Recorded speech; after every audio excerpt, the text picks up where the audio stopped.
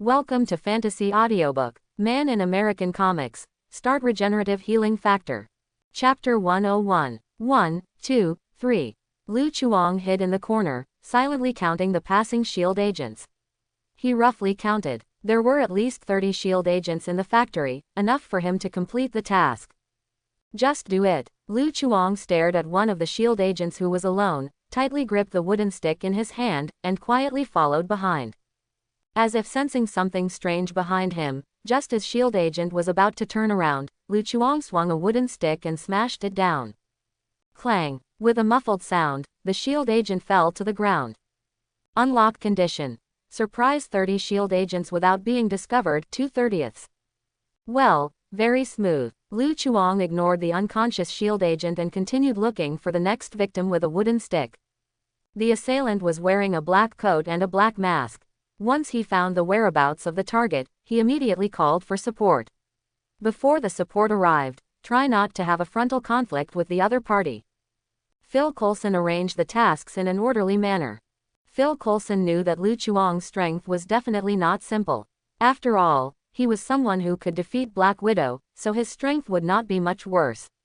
Combined with the intelligence information collected before, he believed that Lu Chuang was a very dangerous person.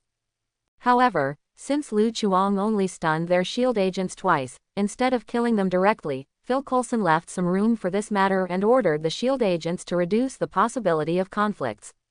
They planned to bring Lu Chuang back to the bureau for interrogation. Under the stimulation of special drugs, Natasha Romanoff has come to life. She put on her equipment again, rubbed the back of her aching head and said, "We should let Barton come over. He is more suitable for this appointment." Quote, Barton agent is on other missions. Phil Coulson glanced at the tragic death of Joseph Harrow, and said, "The target died, and our clues were disconnected. It seems that we have to find new clues from Mr. Negative."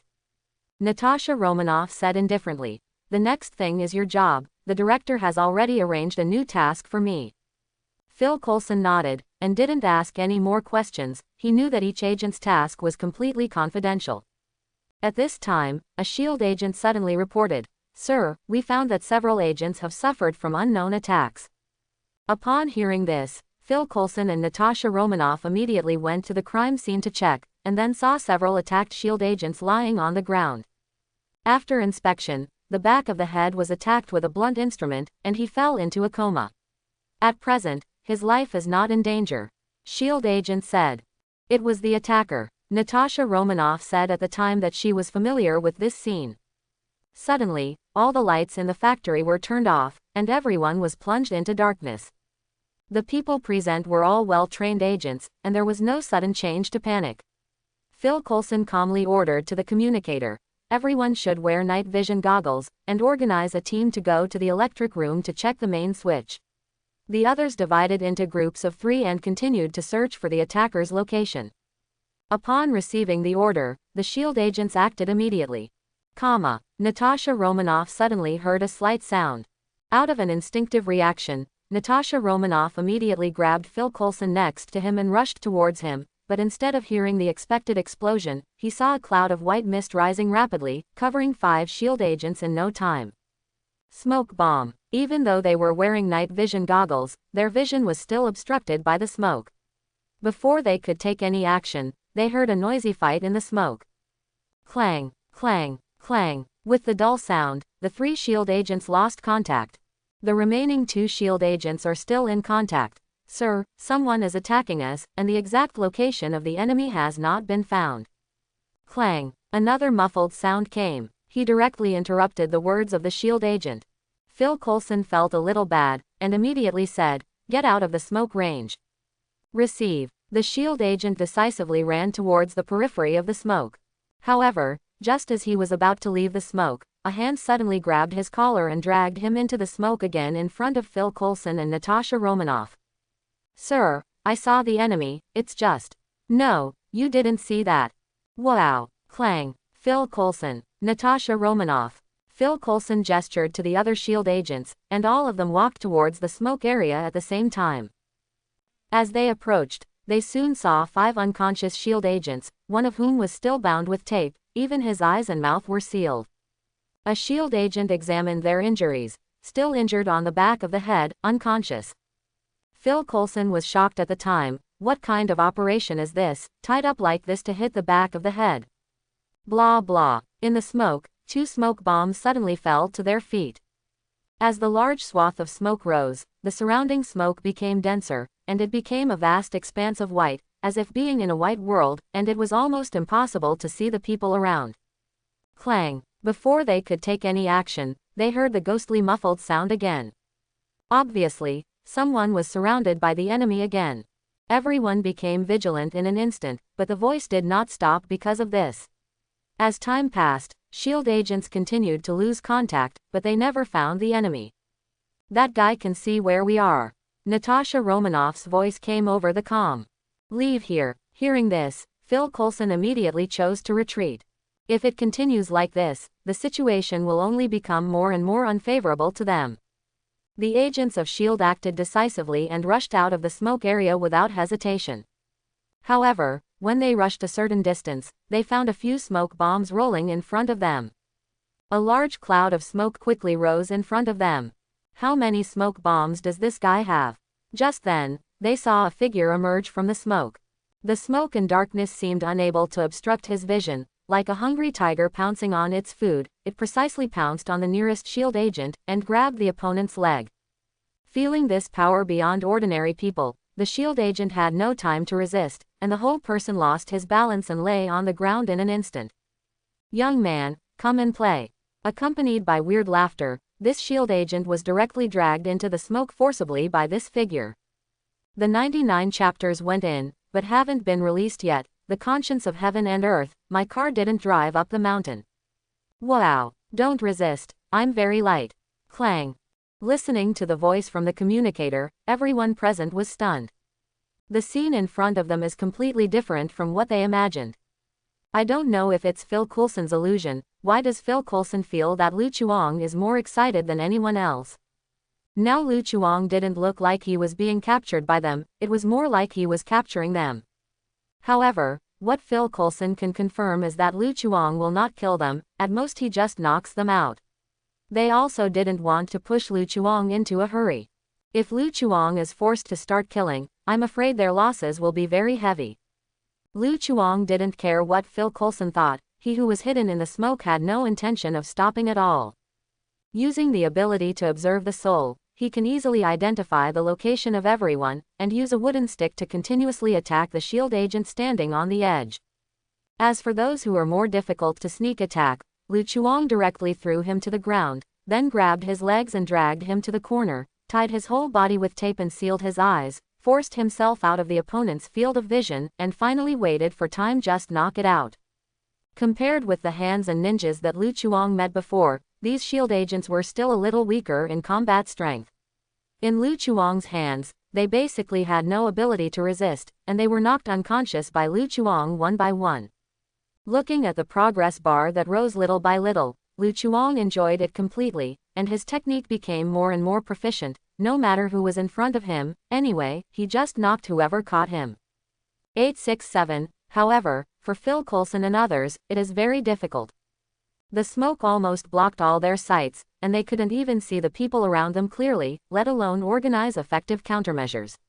Moreover, Lu Chuang's movements were so fast that even if someone counterattacked in time, Lu Chuang can easily avoid it by relying on his terrifying reaction ability. Originally, they wanted to wait for the smoke to dissipate by themselves, but they found that the surrounding smoke not only did not dissipate, but became thicker and thicker. Then, they saw several smoke bombs rolling on the ground, releasing smoke continuously. SHIELD agents. Naturally, Lu Chuang didn't have so many smoke bombs. These smoke bombs were all stolen from other SHIELD agents. With the supplement of ammunition, his actions can be said to be more unscrupulous. Young man, come and play. Wow, clang. Although Phil Coulson couldn't see the surrounding situation clearly, he could clearly feel that the number of SHIELD agents around him was decreasing crazily. He felt a little anxious, and immediately said, "Everyone gather and evacuate." Seeing that the scattered SHIELD agents began to gather together, Lu Chuang was not happy at that time, so how could he defeat them one by one? Lu Chuang rushed to Phil Coulson's position, suddenly raised his head and shouted, "Don't even try to leave the dirt. Hearing the commotion here, Phil Coulson immediately looked at Lu Chuang, feeling overjoyed. Lu Chuang's initiative to run out was exactly what he wanted to see. However, Phil Coulson suddenly covered his eyes in pain. A strong light suddenly burst from Lu Chuang's head, instantly blinding Phil Coulson's eyes. Even their night vision goggles couldn't resist the light. Is this guy's head a light bulb? How can it still emit light? At this moment, he suddenly felt his legs being grabbed. A familiar voice came from my ear. Young man, come and play. Phil Coulson. After finding a corner and knocking out Phil Coulson, Lu Chuang's next move was much easier. Without continuing to throw smoke bombs, Lu Chuang walked towards the shield agents like this. The shield agents felt that the surrounding smoke began to subside, and they were secretly happy that there was no obstruction from the smoke, so they had the ability to fight back. Suddenly, they saw a figure walking towards them. Before they could take any action, a bright light instantly illuminated the entire dim environment. My eyes, I can't see. Under the illumination of the holy light special effect, shield agents couldn't open their eyes at all, let alone see Lu Chuang. Lu Chuang walked straight in front of them, lifted the wooden stick and knocked it on the head of a shield agent. Unlock condition. Surprise 30 shield agents without being discovered, 23/30. It turns out that this is also a sneak attack. Lu Chuang murmured. He seemed to have found the right way to play. 2 minutes later, Lu Chuang put away almost consumed mana, and the holy light in his head disappeared instantly. Looking at the unconscious shield agents, he nodded in satisfaction. Open black lens bracket master of disguise, completed close black lens bracket. Unlock condition. Surprise 30 shield agents without being discovered, 30/30. Open black lens bracket title obtained. Super high school level spy close black lens bracket. Open black lens bracket whether to unlock the title close black lens bracket. After knocking out the last shield agent, Lu Chuang received a prompt from the game system. Lu Chuang threw away the broken wooden stick in his hand and directly unlocked the new title. Open black lens bracket unlock successfully, close black lens bracket. Title: Super high school level spy. Explanation: as a qualified spy, the most important thing is to learn to hide your identity. Feature: masquerade, disguise. Lu Chuang frowned. He is no stranger to this skill, he can see this skill in many movies.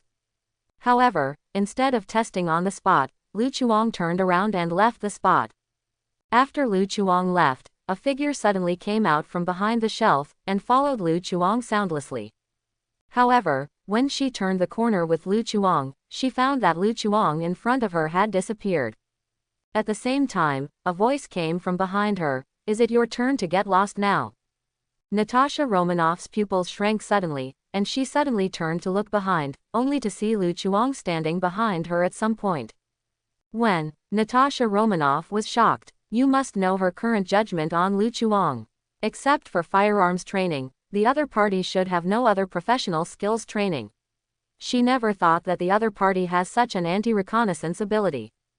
Natasha Romanoff smiled sarcastically. Yes, I got lost, and you also know that this place is too big, it's normal to get lost. Without warning, Natasha Romanoff kicked Lu Chuang with a family planning kick.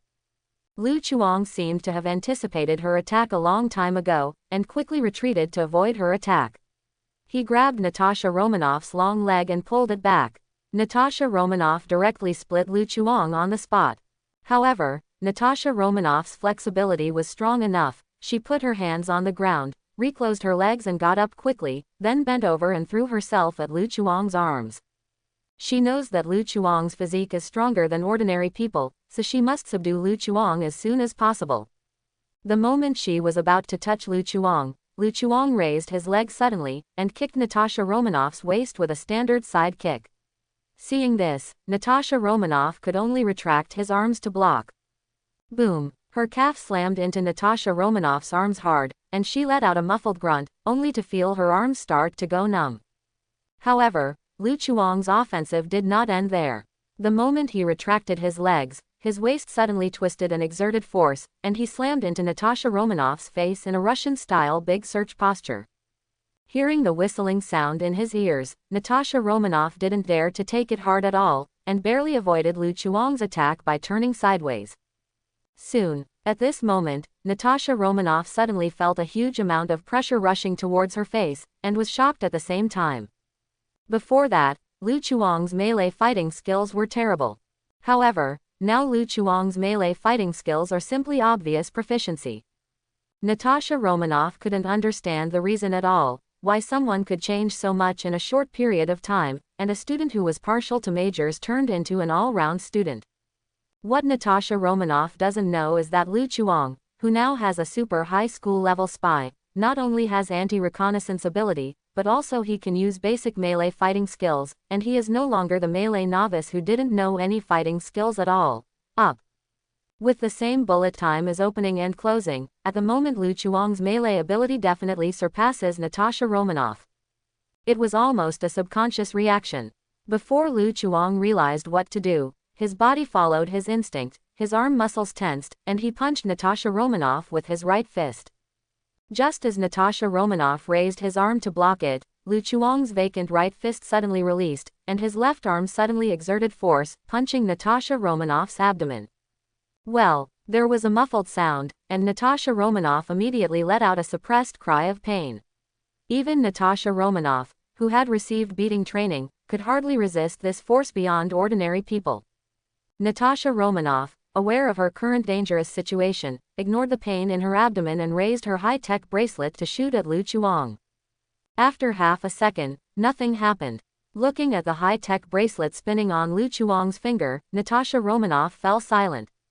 How to fight this? Under Natasha Romanoff's gritted teeth expression, Lu Chuang then threw out a bottle of irritating liquid spray, and said cheerfully, "Didn't I tell you a long time ago, don't play melee with a thief, unless you don't have money?" Natasha Romanoff took a deep breath and said, "Your ability is indeed very strong, but our people have completely sealed off this area outside. It is impossible for you to escape now, but I can see that you have no hostility towards us. Maybe we can sit down and have a good talk." There is really no hostility. That is to knock out a bunch of SHIELD agents. Anyway, there is no dead man, and Natasha Romanoff will forcefully treat it as if there is no hostility. The most important thing now is to stabilize Lu Chuang. Natasha Romanoff has already transmitted everything that happened here through the communicator, and SHIELD has already started to arrange manpower for support. According to Natasha Romanoff, the chances of Lu Chuang escaping are basically zero.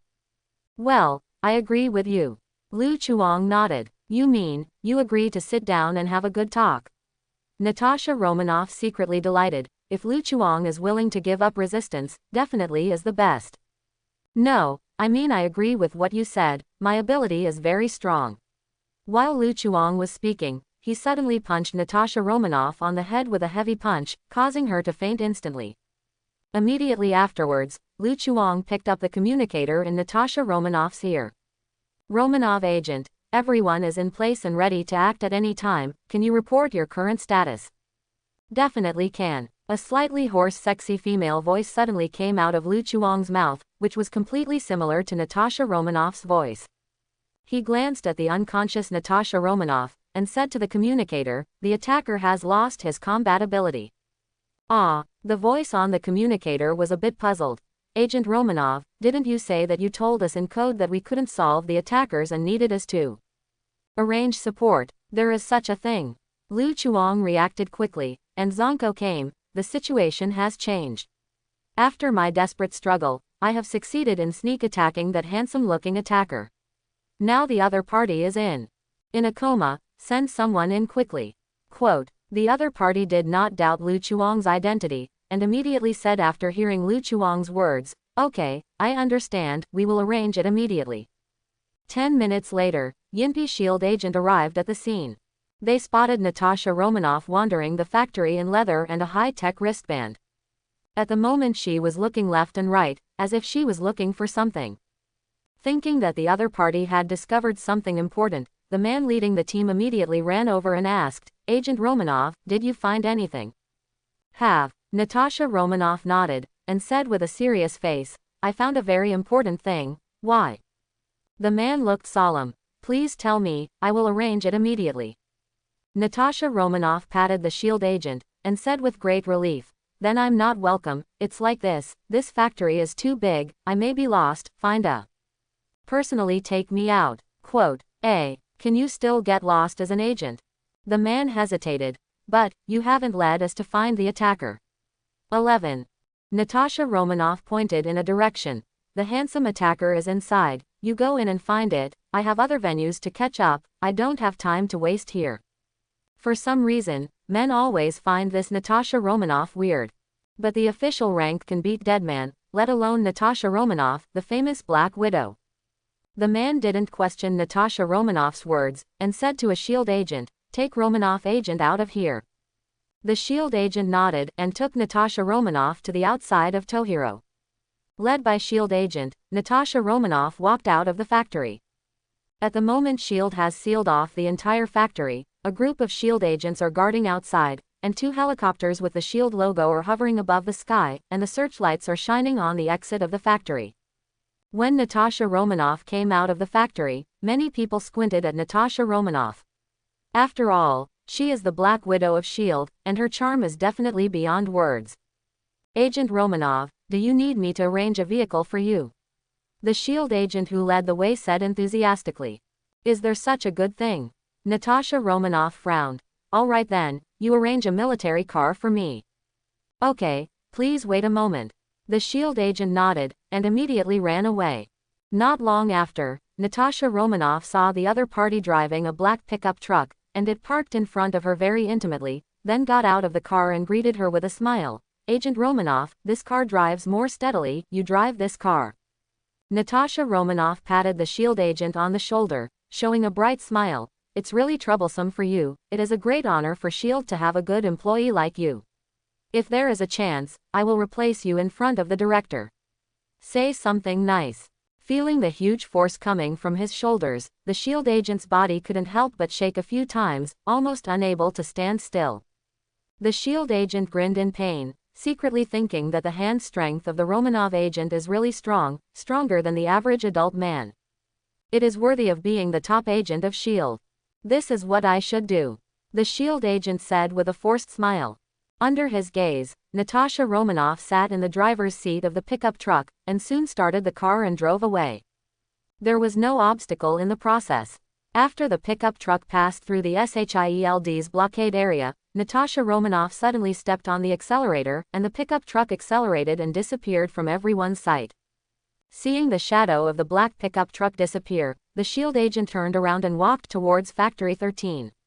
As soon as he reached the factory gate, he saw his team leader leading a large number of S.H.I.E.L.D. agents rushing out. Seeing his appearance, the captain suddenly asked, "The Romanov agent just now, where did she go?" "Already drove away," the S.H.I.E.L.D. agent replied honestly. "What?" The captain's expression was very ugly, and then 2 figures came out from behind him. One of them was Phil Coulson, and another tall figure was Natasha Romanoff, who had just left.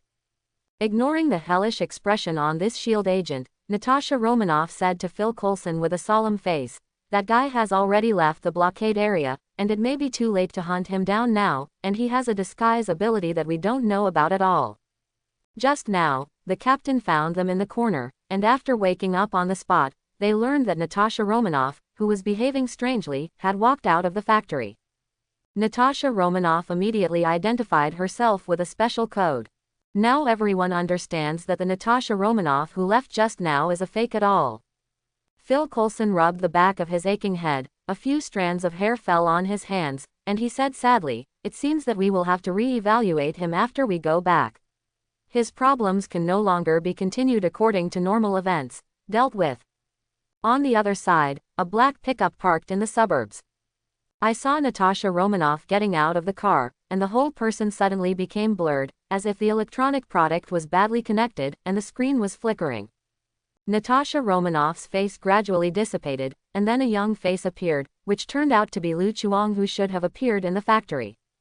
Disguise. 100% restore the external image of the designated target. Yes, this Natasha Romanoff is Lu Chuang in disguise. After Lu Chuang used disguise, a thin film formed outside his body. In the eyes of outsiders, Lu Chuang's appearance has become Natasha Romanoff. Even the clothes and figure are exactly the same as Natasha Romanoff, but Lu Chuang originally there will be no change in body structure. It's just an effect similar to tricking the vision. Fortunately, the body has not changed, otherwise Lu Chuang would not know how to look directly at his body in the future. Taking off the communicator in his ear and throwing it into the car, Lu Chuang, relying on the ability of a super high school spy, cleaned up the traces left by himself, and then disappeared into the night humming a little song. Hey, buddy, you really made a lot of money this time. With a bounty of 20 million United States dollars, you have broken the highest record in our bar.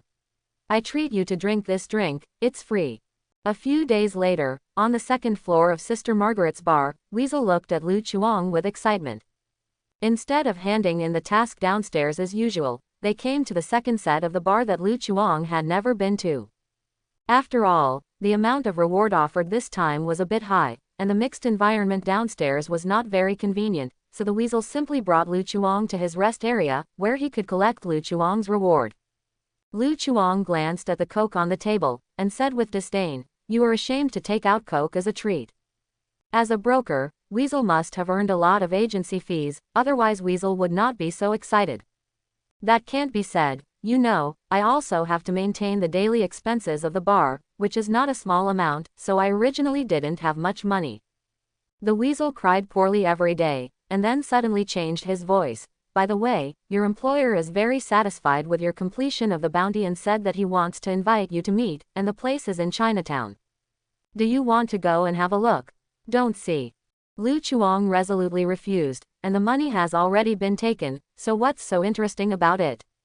Weasel said, aren't you really going to take a look? It's one of the largest gangs in New York, the Demon Gang. They were rivals with the Magia Gang before. Now you help them solve the Magia Gang. They must be very grateful to you. Maybe there are benefits waiting for you. Hearing Weasel's persuasion, Lu Chuang asked suspiciously, Weasel, you probably took money from others, so speak for them. Ha, ha ha, how is it possible? How could I have received money from the Demon Gang? I didn't say it was the Devil Gang. Seeing that he was exposed, Weasel said awkwardly, okay, I admit it, the leader of the Devil Gang contacted me on the dark web. He wanted to thank you for your help in person. I think he seems very sincere, so I will help him. I asked you this question, but don't worry, I definitely didn't disclose your information. Sincerity is false, and benefits are true. Lu Chuang curled his lips, reluctantly believing what he said. Weasel still has some professional ethics as a broker. Definitely, if life is at stake, Lu Chuang guarantees that this guy has a softer mouth than anyone who is as unreliable as Wade. You tell him, next time, next time. Lu Chuang said something perfunctory, and stopped the topic, and asked, Weasel, I have a big deal here, and since we have known each other for so long, I can now take advantage of you. When the Weasel heard that there was such a good thing, he decisively left the matter of the Devil Gang behind. Can you tell me how big this big deal is? Not much, just 50 million United States dollars. Weasel looked puzzled. Why did this conversation sound so familiar? He suddenly recalled something, and asked with a dark face, if I'm not wrong, this big deal is not related to the 50 million figures you mentioned earlier, right? You know all about this. Lu Chuang was a little surprised. What he was about to talk about was steel armor. Beforehand, I don't buy toys worth 50 million United States dollars here. What daydream are you doing? You want to buy 50 million United States dollars. I suspect you are thinking about farts. You think that technology and labor don't cost money, and you need to sell it for at least hundreds of millions. Hearing Lu Chuang's confident tone, Weasel was a little speechless. Does the technology and labor of a toy cost so much money, even say hundreds of millions? If you don't brag, you will die. Lu Chuang didn't explain either. He didn't want others to know about the steel armor. I'm not looking for you to buy, but to buy some materials from you. Material, Weasel wondered. What material needs 50 million United States dollars? That's it. Lu Chuang took out a list from his pocket and handed it to Weasel. The Weasel picked up the list curiously, and said, it's gold titanium alloy, superconducting wire, rotating shaft. Just after reading the first few materials, the Weasel couldn't read any more. He raised his head and looked at Lu Chuang with a ridiculous face. Are you sure this is the material you want? You don't. How could there be? You think I'm omnipotent. The Weasel said excitedly. I can still collect the materials you asked for before, but look at what is on this list. gold and titanium alloys, hell, what illusion makes you think that there are raw materials for making rockets? Weasel is not a material or arms manufacturer, he is just a middleman, just like a commissioned task, all he provided to Lu Chuang before were channels. In fact, it was someone else who actually provided the goods, and the Weasel was only responsible for reaching a deal for both parties. But the Weasel looked at the list in his hand. Aeronautical materials, military materials, and a whole bunch of weird composite materials. Even a Weasel can't figure out which channel has the ability to take Lu Chuang's big deal worth 50 million United States dollars. Is there no other way? Lu Chuang asked unwillingly. If the material problem cannot be solved, there is no way to make his super battle suit. Weasel shook his head helplessly.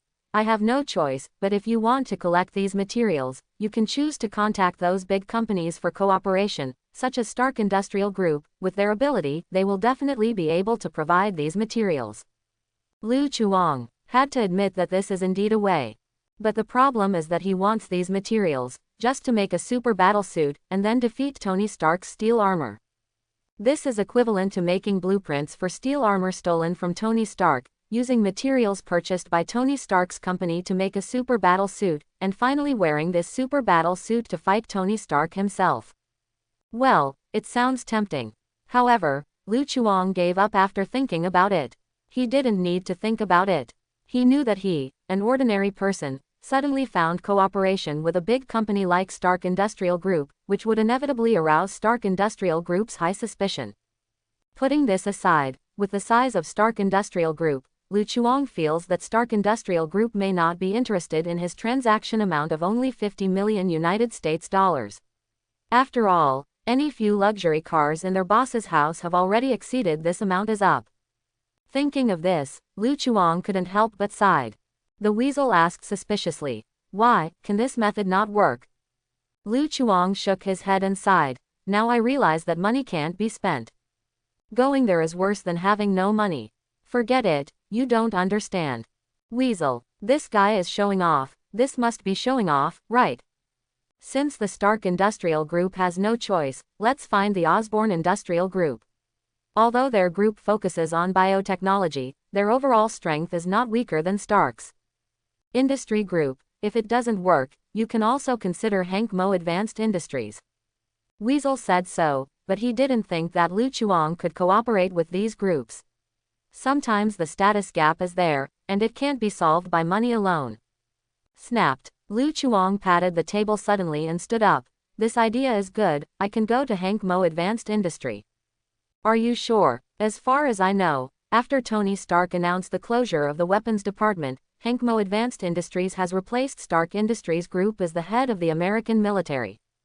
For arms suppliers, Hank Mo Advanced Industries is at its hottest moment, and if you want to find them to cooperate, you may have to queue up from the back. Quote, I didn't say we would cooperate. Weasel wondered, if you don't cooperate, how will you buy those materials? But Lu Chuang smiled mysteriously. I can ask their boss to borrow it. Mr. Stark, please continue the topic just now. Mr. Stark, can you concentrate on listening to me? On the TV, the live broadcast of the Senate Armed Services Committee is being broadcast. The actor in this incident has Tony Stark again. And the content of this Senate Armed Services Committee is about Tony Stark's steel armor. In the live broadcast, Tony Stark was sitting in the dock, with an obvious indifference on his face, even in front of everyone, flirting with his assistant Potts sitting in the back, as if he didn't put the court in front of him at all. The look in the eyes. In other words, he didn't pay attention to the senators sitting above. The reason is simple, these senators think Tony Stark's steel armor is an extremely dangerous weapon, and the funniest thing is that Senator Stern, the head of the military committee, even asked Tony Stark to hand over the steel armor voluntarily. With Tony Stark's character, it is absolutely impossible to think about it. Ever since, Senator Stern was embarrassed. It's good that Tony Stark didn't speak. As soon as he spoke, he sprayed venom at Senator Stern crazily. Senator Stern was no match for Tony Stark's venomous tongue. He was sprayed speechless on the spot, but there was nothing he could do. He dared not force Tony Stark, the big capitalist. There was no other way. Senator Stern had no choice but to use the last resort. Although I am not a weapons expert, we have invited a weapons expert, and now I want to summon Justin Hammer, the current main weapons contractor of the Ministry of Defense." Immediately afterwards, a man with glasses in a suit and leather shoes appeared on the TV screen. "It's him." Seeing this person's appearance, Lu Chuang immediately slapped the sofa excitedly. At the moment it was noon, little Peter hadn't finished school yet, so now there are only Lu Chuang and Lorna at home. These days Lu Chuang has been paying attention to the news. After hearing that Tony Stark participated in a Senate Armed Services Committee, he waited in front of the TV. As for Lorna, she has nothing to do now, so she simply sits on the sofa with Lu Chuang and watches the Senate Armed Services Committee. Not to mention, with Tony Stark, a venomous guy, the originally boring live broadcast has instant effects layman, he looked in without knowing it. As a result, Lu Chuang's action startled Lorna. "Why are you crazy?" Lu Chuang said confidently, "We have found a way to make super battlesuit materials." "You mean the material on that list?" Lorna looked weird. As little Peter's assistant, Lorna naturally knew what materials Lu Chuang was referring to, and also knew how rare and expensive those materials were. At that time, Lorna was dumbfounded at the budget estimate of $50 million United States dollars. She never thought that it would cost such a large amount of money to make a super battle suit, and the most important thing is that Lu Chuang really seems to have $50 million United States dollars USD, actually started to look for channels to buy. Is it true that all the priests nowadays are so rich? Lu Chuang didn't know what Lorna was thinking. He nodded his head. "Yes, after waiting patiently for so many days, I finally waited for this moment. I believe we can solve the material problem of the super battle suit soon. From now on, little Peter will leave it to you." Hearing the last sentence, Lorna suddenly felt something wrong. "Wait, what do you mean?" Lu Chuang said seriously, "I'm going to leave home for a while. During the time I'm not at home, please help me take care of my home and remember to take good care of little Peter. The most important thing is to supervise him to do exercises every day." Such a sudden decision made Lorna feel a little ridiculous. "Where are you going?" "Monaco." Monaco Monte Carlo F1 Grand Prix, known as one of the world's 4 famous car races, is held every year at the Monaco circuit. At this time of year, it will attract countless tourists from other places. Watch. However, this year's Monaco Grand Prix seems to be more lively than ever. Because just now, Tony Stark, the top-ranking Low Bacon, suddenly announced that he would participate in this race, and temporarily replaced a racer in the race car. This crazy decision shocked everyone, even the person in charge of the race. Come forward to persuade Tony Stark. After all, racing cars are dangerous. If something happens to Tony Stark, he can't afford to sell the entire Monaco Grand Prix. But Tony Stark's attitude was extremely firm, and the person in charge could only let him do it. Who made Tony Stark the biggest investor in their Monaco Grand Prix? With the roar of the car, many cars started at the same time, including the jammed car driven by Tony Stark. However, in the middle of the race, a long-haired Russian man with a scruffy appearance and a fleshy face suddenly broke into the racing track with a toothpick in his mouth. Walk slowly in the center of the racing track. Seeing Tony Stark's racing car rushing towards him, Ivan Wonk turned his head and spat out the toothpick in his mouth, and instantly whipped out 2 whips from his sleeve. Zz la la. Accompanied by the terrifying sound of the electric current, the 2 long whips became brighter. Countless small electric currents twisted crazily like small snakes, and flowed along the metal wires towards the body of the big Russian Ross. Burned to nothing, revealing the metal fittings inside the suit. And the small arc reactor on the chest. Boom. Ivan Wonk swung his whip violently, and the terrifying electric current high temperature instantly tore apart the oncoming racing car, and the entire car body was cut in half neatly. At the moment, Tony Stark in the car was knocked dizzy, but he was wearing a seat belt and had only minor scratches. Tony Stark took off his helmet with difficulty, only to see Ivan Wonk walking towards him slowly dragging 2 long whips with electric current intertwined. The sharp electric current sound made Tony Stark's scalp tingle for a while. Could this guy have come to find him on purpose? Tony Stark swallowed, and struggled to get out of the racing car. Now that the steel armor was not by his side, his body couldn't take a whip, so it was better to get away from him quickly. At this moment, Tony Stark suddenly found that the seat belt couldn't be opened, it seemed to be stuck. Isn't it? Tony Stark's eyes widened. The seat belt that had saved his life turned into a cage to trap him at this moment.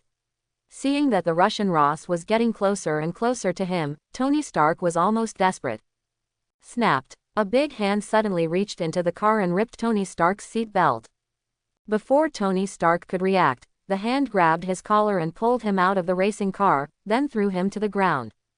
Tony Stark, who escaped from death, looked over quickly, and saw that the person who rescued him was an ordinary-looking, dark-skinned Asian, who seemed to be here to help him. Tony Stark was very grateful. At the same time, he saw that Ivan Wonk had come over, and said anxiously, "Get out of here quickly, this place is very dangerous." Ivan Wonk stared at the Asian man with cold eyes. He thought the same as Tony Stark. He thought that the Asian man came to help Tony Stark, but he didn't care at all, since he came to help his enemy Tony Stark then follow the other party. Let's die together. Just when Ivan Wonk was about to wield the long whip, I saw two whips suddenly appeared in the hands of this Asian man. Different from Ivan Wonk's electric current long whip, these two whips did not have any special effects, they were just ordinary whips.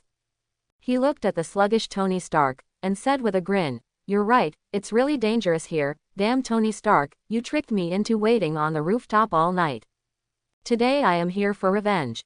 Ivan Vanki." Tony Stark. "Who the hell are you? I don't know you at all. And, when did I lie to someone to wait on the rooftop all night?" Before Tony Stark could open his mouth to refute, Lu Chuang, disguised as Principal Jiyu, flicked his whip and slapped Tony Stark's ass. Ah! Tony Stark let out a pain, and when he found out that Lu Chuang was his enemy, he immediately walked away from him with his hands on his butt. When Ivan Vanki heard that Lu Chuang also came to find revenge on Tony Stark, and also used double whips like him, he immediately felt a sense of recognition in his heart, and his hostility towards Lu Chuang suddenly dropped a lot. Ignoring Lu Chuang beside him, Ivan Wonk's eyes flashed coldly, and he swung the electric current long whip at Tony Stark's position. The light blue long whip roared towards him with a terrifying temperature. Tony Stark completely ignored the image. A lazy donkey came and rolled, narrowly avoiding the attack of the long whip. Looking at the black welts on the ground emitting traces of white smoke, Tony Stark felt a chill run down his back. If it hit him, he would not have died on the spot. Snapped. Ah, damn it. Being successfully attacked by Lu Chuang's whip again, Tony Stark clutched his ass and jumped out, with a distorted expression. For Tony Stark, now is simply a double torture of physical and mental. Physically, Ivan Vanki's electric current long whip can easily take him away, and he is guaranteed to burp as soon as he hits the whip. Mentally, although Lu Chuang's ordinary long whip is far less powerful than the electric current long whip, and it can't bring too much damage to Tony Stark, it is extremely insulting. Every whip seems to be deliberately aimed at his buttocks. Tony Stark felt ashamed of himself. Hell, do people like to use whips as weapons these days? Under the attack of Lu Chuang and Ivan Wonk, Tony Stark kept dodging in embarrassment, suffering unspeakably. Ivan Wonk's attack is not bad, but the special effects look rather bluffing, and the attack trajectory can barely be predicted. But Lu Chuang's attack is not so easy to dodge, not only extremely fast, but also extremely high frequency. It is impossible to defend against it. Tony Stark was so pumped that he screamed again and again. He felt that his butt was about to be swollen. Fortunately, his support arrived soon. A black luxury car broke into the racing track, slammed on the accelerator and rushed towards Lu Chuang and Ivan Vanki. Be careful. Lu Chuang's pupils shrank suddenly, and he immediately pushed away his teammate Ivan Wonk. Ivan Vanki was about to attack a luxury car, but a huge amount of force came from behind, and he uncontrollably crashed into the luxury car head-on. Ivan Vanki. Boom. Ivan Wonk was hit by a luxury car and hit the guardrail. His hands were hanging down on his sides, his body was squeezed by the front of the car and he couldn't move. Damn Tony Stark, dare to hurt my teammates. Lu Chuang saw Ivan Wonk's miserable situation, and said angrily, "Little whip, go at ease, I will avenge you." The whip is also used, so why are you called Sangbian and I am called Xiaobian? And I'm not King dead yet. Ivan Wan K just wanted to speak, but he didn't hold back for a while, spewed a mouthful of blood from his mouth, and passed out on the spot. Seeing Ivan Vanki fainted by Tony Stark, Lu Chuang looked at Tony angrily. "Stark, it's all your fault." The corner of Tony Stark's mouth twitched, and he retorted, I saw it, obviously you pushed him over. If you still want to quibble, eat my lightning 5 consecutive whips. Lu Chuang didn't give Tony Stark a chance to refute. He quickly swung his whip towards Tony Stark, and hit his ass 5 times in a row. Ah! Tony Stark jumped and shouted to Potts in the back seat of the luxury car, Potts, throw the box out. Hearing his words, Potts hurriedly threw the box in his hand. Snapped. There was another crisp sound. Enduring the pain, Tony Stark stretched out his foot and stepped on the golden red box.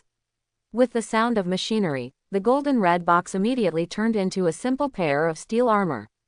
Armed on Tony Stark, the eyes of the mask lit up, and Tony Stark in steel armor stood in front of Lu Chuang, gritted his teeth and said, I promise, I'll kick your ass right next time. Share. Feeling the pain in his ass, now Tony Stark just wants to give everything back to Lu Chuang.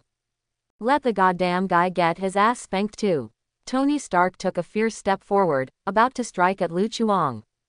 As a result, Lu Chuang was the first to throw away the 2 whips, lay flat on the ground, and shouted, Surrender, I surrender, come and catch me.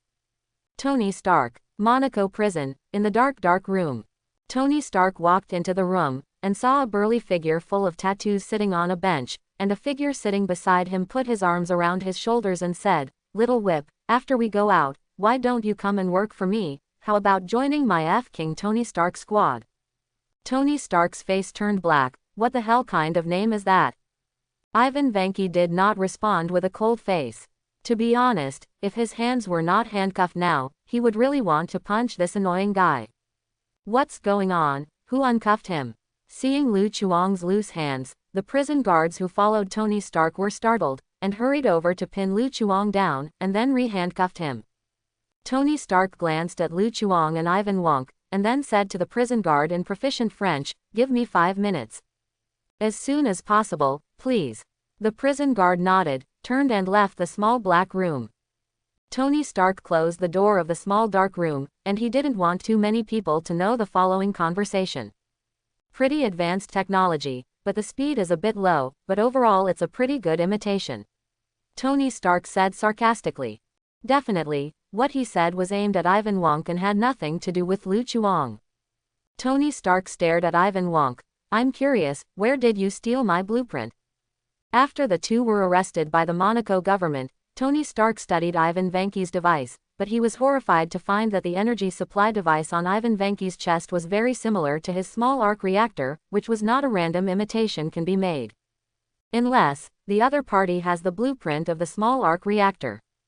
Steal, Ivan Wonk sneered, and said in a hoarse voice, if you want to talk about thieves, you Stark family are the real thieves. This blueprint belongs to my father, Anton Wonk. Anton Vanki. Tony Stark frowned, secretly decided to go back and investigate the name.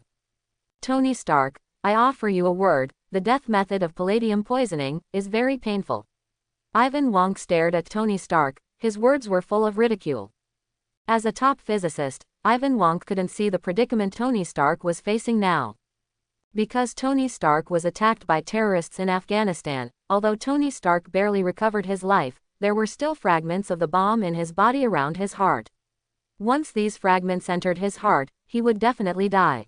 In order to save his life, a doctor installed an electromagnet on Tony Stark's chest, powered by a battery, so that adsorbent could hold the shrapnel and prevent it from advancing to the heart diaphragm. However, the disadvantages of the battery are obvious. Not only is it large in size, but it also has a small battery capacity. It is very difficult to even maintain the daily supply of the electromagnet, let alone drive the steel helmet. Therefore, based on the arc reactor technology left by his father, Tony Stark developed a small arc reactor, which is used as an energy supply source for maintaining electromagnets and steel armor. However, the trouble is that the arc reactor contains a large amount of palladium, which is harmful to the human body. If Tony Stark used it to maintain the normal operation of the electromagnet, there would be no problem, but if he put on steel armor and increased the consumption of the arc reactor, then the palladium element would definitely start to corrode Tony Stark's body. In Ivan Wonk's view, Tony Stark's behavior is undoubtedly seeking his own death. Although you look pretty when you hit me in steel armor, but you look really embarrassed with metal poisoning. Hearing Ivan Wonk's words, Tony Stark's expression froze a bit. Indeed, he has been troubled by this matter all this time, and he is also aware of the consequences of palladium poisoning, so he decided to do some crazy things before he died, such as participating in dangerous racing competitions.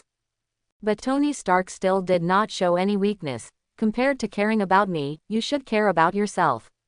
I hope the prisoners in the Monaco prison will not be so enthusiastic. Out of humanitarian concerns, I will give you a box of soap at that time. Quote. With that said, Tony Stark turned to look at Lu Chuang. As for you, where did you come from? I don't remember seeing you before. Tony Stark has checked Lu Chuang's information, and found nothing in terms of appearance and fingerprints, and BDDJ, he has no impression of Lu Chuang's face, let alone the fact that he tricked him to the rooftop and waited all night. Lu Chuang said angrily. At the beginning, I found you and wanted to show you my technological research, and then you agreed and said that I would wait for you on the rooftop, but I didn't even get any wind blowing on the rooftop all night. I waited for you, and later I found out that you were having sex with a woman that night, and you forgot about me after the sex the next day. There is such a thing. Tony Stark froze, sounding like something he could actually do. Lu Chuang's words were not finished. However, I was not the only one waiting on the rooftop that night. There were at least a dozen of them. After our communication, it turns out that we were all sent pigeons by you, gone. Tony Stark. Ivan Wonk looked at Tony Stark with disdain on his face. Sure enough, people with the surname Stark are not good people. Lu Chuang suddenly said sullenly. So, we reached a mutual agreement on the rooftop and formed a team to blast Tony Stark together. The purpose is to blast Tony Stark. And I am their vanguard. I believe that in the near future, my teammates will come to the door one by one. You just wash your neck and wait at home. The corner of Tony Stark's mouth twitched. He didn't notice it before, but now he felt that his enemy seemed a little too much. After this trip back, should I hire more bodyguards? There is a loophole. At this moment, Lu Chuang broke free from the handcuffs suddenly, stepped on the bench and jumped on top of Tony Stark. Under Tony Stark's frightened gaze, Lu Chuang raised his mana-wrapped fist and slammed it into his eye socket. Ivan Wonk was so addicted to seeing it, he wished he could break free from the handcuffs and punch Tony Stark a few times. Hearing the commotion in the small black room, the prison guard guarding the door rushed in immediately. Damn it, his handcuffs are off again. Help Mr. Stark. Let go, let me go. After a while of jumping around, the prison guards finally separated Lu Chuang and Tony Stark with difficulty, and put handcuffs on Lu Chuang again. At the moment Tony Stark looked extremely embarrassed, his hair was disheveled like a chicken coop, and a few buttons of his well-trimmed suit jacket were unbuttoned, revealing a small arc on his chest. Mr. Stark, please get out of here. We need to send these two prisoners to the cell. The prison guard said to Tony Stark. With the current situation, Tony Stark is no longer fit to stay here. Tony Stark glared at Lu Chuang, and left the small black room surrounded by prison guards. However, Tony Stark didn't notice that the black lines around his chest were gradually fading away. If he checked his body at this time, he would find that at the moment the palladium element in his body had been completely removed, at least before he put on the steel armor again. His life will not be in any danger. After Tony Stark left, Lu Chuang and Ivan Wonk were taken down by prison guards and locked in separate cells. Near night, in Ivan Vanki's single cell, Ivan Wonk, who was wearing a prison uniform, was sitting on the wooden bed when he suddenly saw a prison guard delivering food to his door. At first, Ivan Wonk didn't take it seriously, until he found a note stuck under the cup and a time bomb inside the mashed potatoes. Ivan Wonk suddenly narrowed his eyes.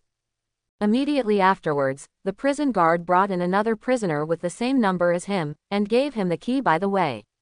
Ivan Vanki instantly realized that someone was secretly helping him, and he found a substitute for himself. Without hesitation, Ivan directly stunned the prisoner in front of him, then installed the bomb on the wall, opened the iron door with the key and walked out of the cell. Yo, isn't this a little whip? Hearing the familiar voice, Ivan Vanki turned his head a little stiffly. I saw Lu Chuang standing in front of a prison cell, the iron door behind him was wide open. Seeing Ivan Vanki passing by, Lu Chuang said happily, what a coincidence, you also escaped from prison.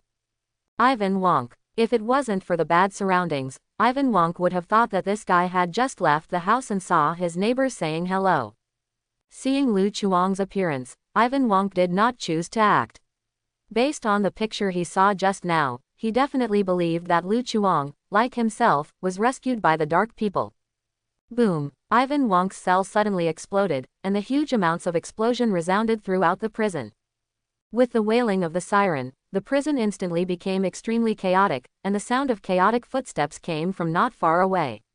Lu Chuang and Ivan Wonk knew that they could not stay here any longer, and they quickly ran to the stairs, but the shouts of prison guards were heard from the bottom of the stairs, and it was obvious that a large number of prison guards were coming up. At this time, Lu Chuang's ears moved slightly, and when he turned his head, he saw 2 prison guards running towards him. When the 2 prison guards saw Lu Chuang at the same time, they couldn't help being stunned for a moment, but the situation was urgent and there was no time to think about it. They took out the hoods from their waists and put them on the heads of Lu Chuang and Ivan Wonk. These 2 are death row prisoners, we will take them down. Shouting, the 2 prison guards grabbed the 2 of them and ran down. No one stopped the process, and the 2 were taken away from the floor just like that. Afterwards, Lu Chuang felt that he was sitting in the same seat, and there was a slight tremor under the sound of the engine starting.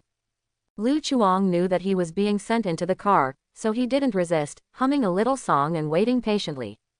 After an unknown amount of time, Lu Chuang felt that the car seemed to have stopped. Then, Lu Chuang's hood was suddenly lifted, and Ivan Wonk was seen sitting opposite him, and the prison guard led them out of the car.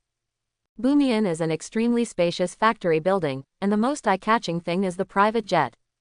And there is a dining table in front of the plane. A man wearing gold-rimmed glasses is enjoying dessert. When he sees someone getting off the car, he opens his arms exaggeratedly and greets him. Look who is here.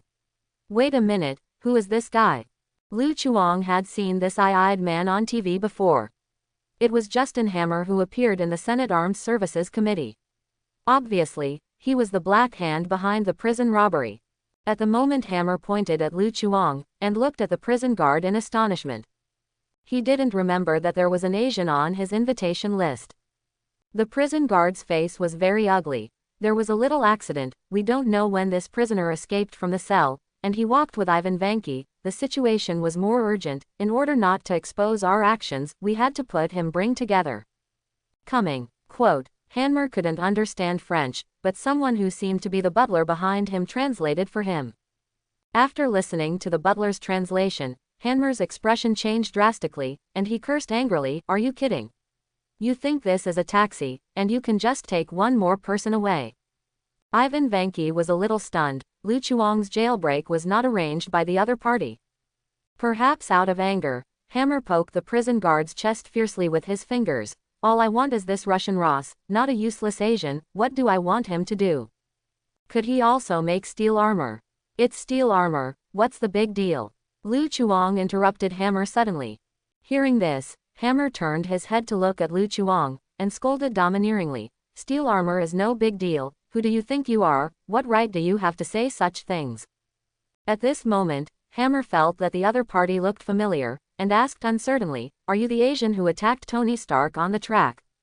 Hammer is a little face blind to Asians. He didn't recognize Lu Chuang's face at first, but now he looked carefully, only to find that the other party was actually attacking Tony Tower with Ivan Vanki.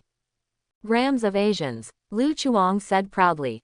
It was me, by the way. Xiaobian was beaten to the ground by Tony Stark, and Tony Stark was beaten to the ground by me begging for mercy. Ivan Vanki. Hammer. Hammer was a little speechless. Did I really think I hadn't watched the live broadcast? As soon as Tony Stark puts on his steel armor, you drop to the ground and surrender.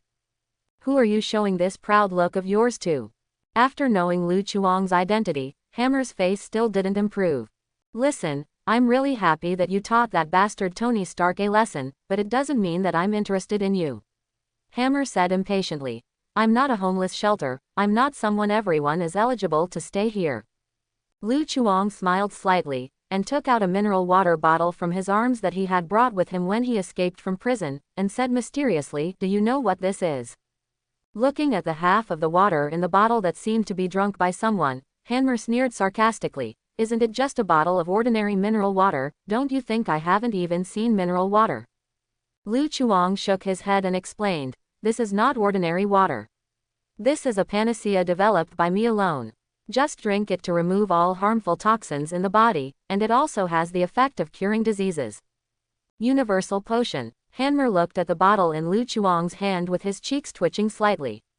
No matter how he looked at it, this bottle of water was obviously a bottle of mineral water that couldn't be more ordinary. Even the brand of mineral water was posted on the outside of the bottle. Lu Chuang saw Hammer's suspicion, and said with contempt, as a businessman, you can't even verify this basic operation, can you? Hammer choked suddenly. He had no way to refute this sentence. After his complexion changed for a while, Hanmo said with a gloomy face, if you dare to lie to me, you will die.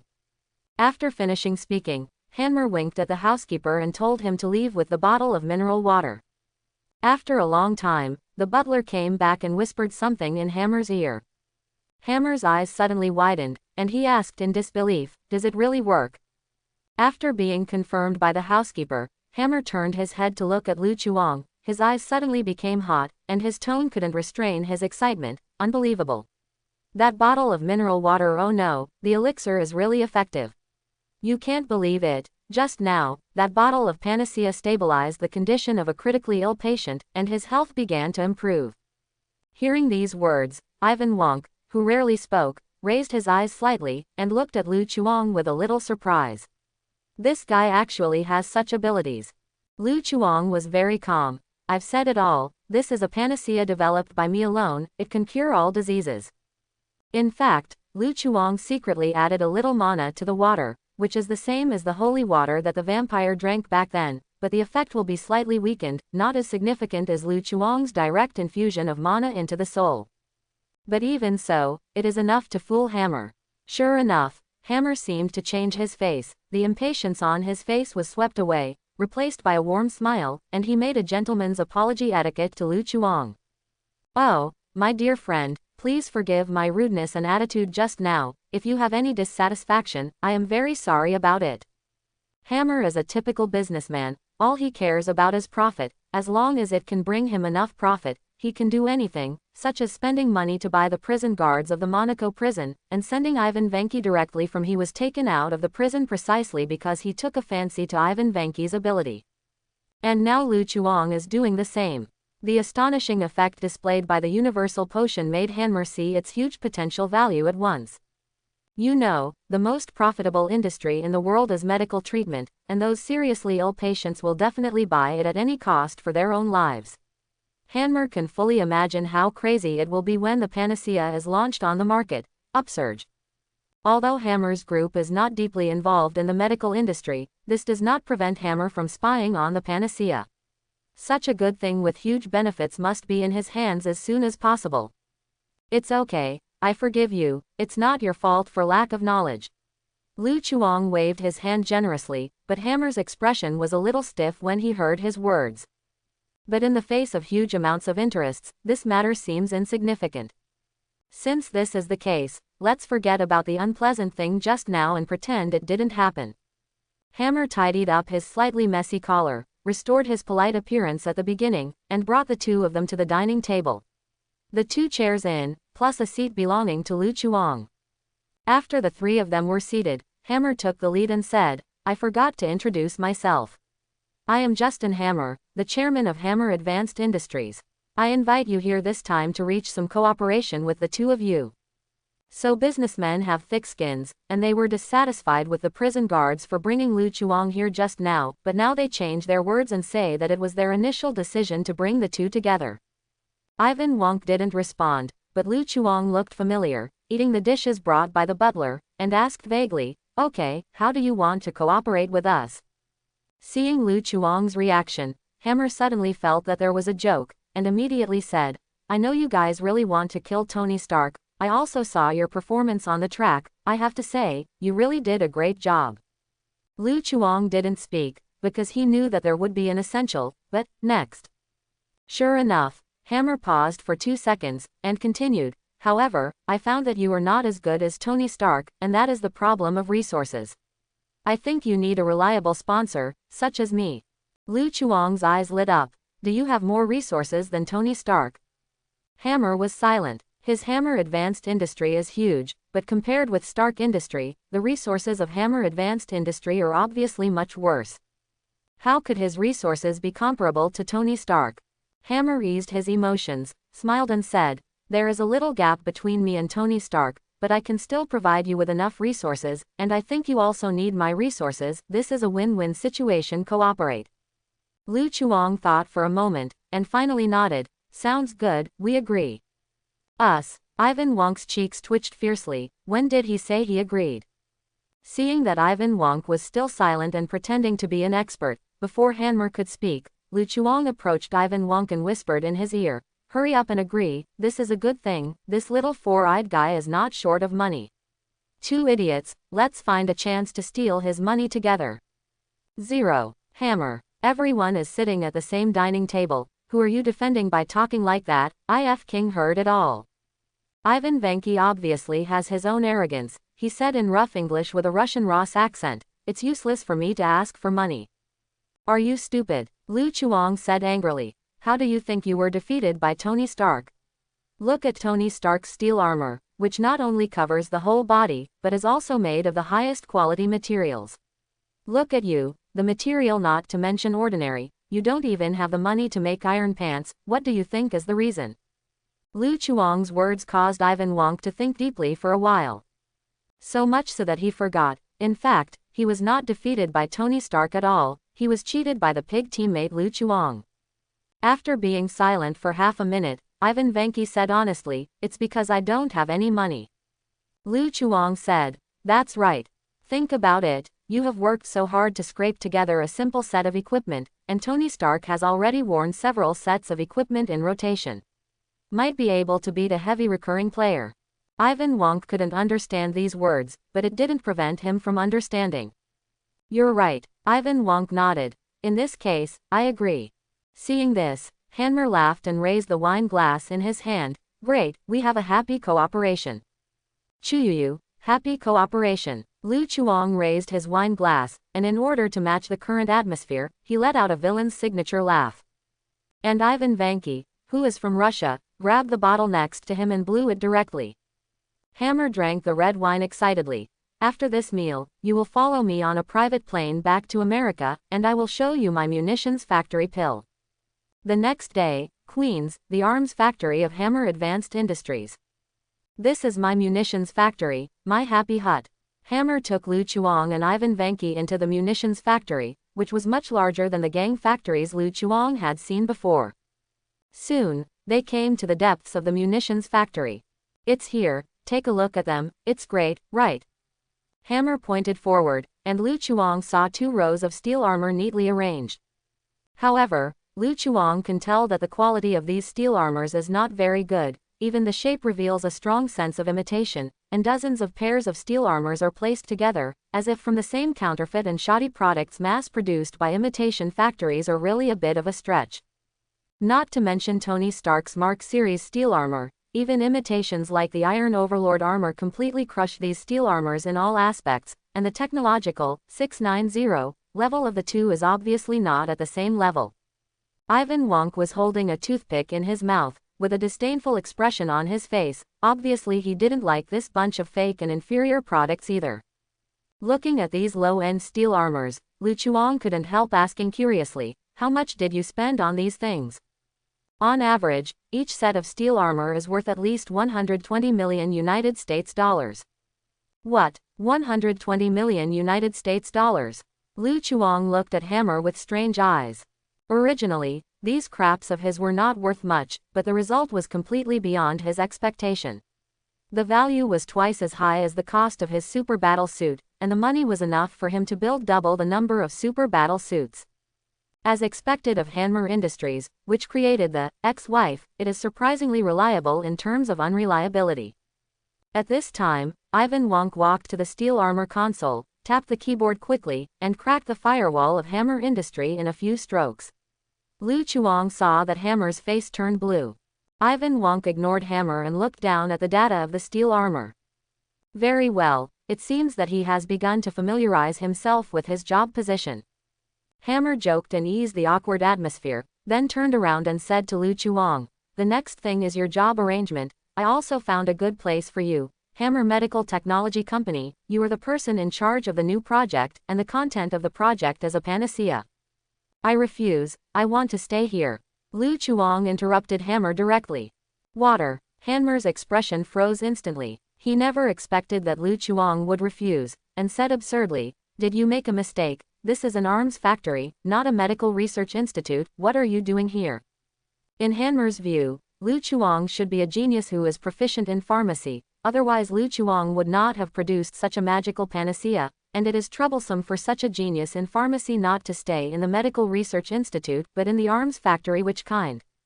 Lu Chuang put on an air of a master, and said indifferently, "You may not know that I, a person who studies medicine, always pays attention to doing whatever I want, and never cares about the surrounding environment." Hammer. "God damn it. This is scientific research, please be more cautious. If something goes wrong, dead man will come. However, there is no relevant equipment and tools here. If you want to mass produce the universal medicine, only the pharmaceutical factory of Hammer Medical Technology Company can do it." Hammer tried to persuade Lu Chuang. Lu Chuang shook his head. "Making universal potions is not as simple as you imagined. It is impossible to make universal potions with mechanical equipment alone. At present, it is basically impossible for you to mass produce universal potions. I need time to research and improve." Hearing Lu Chuang's words, Hammer frowned. This is not the same as his good.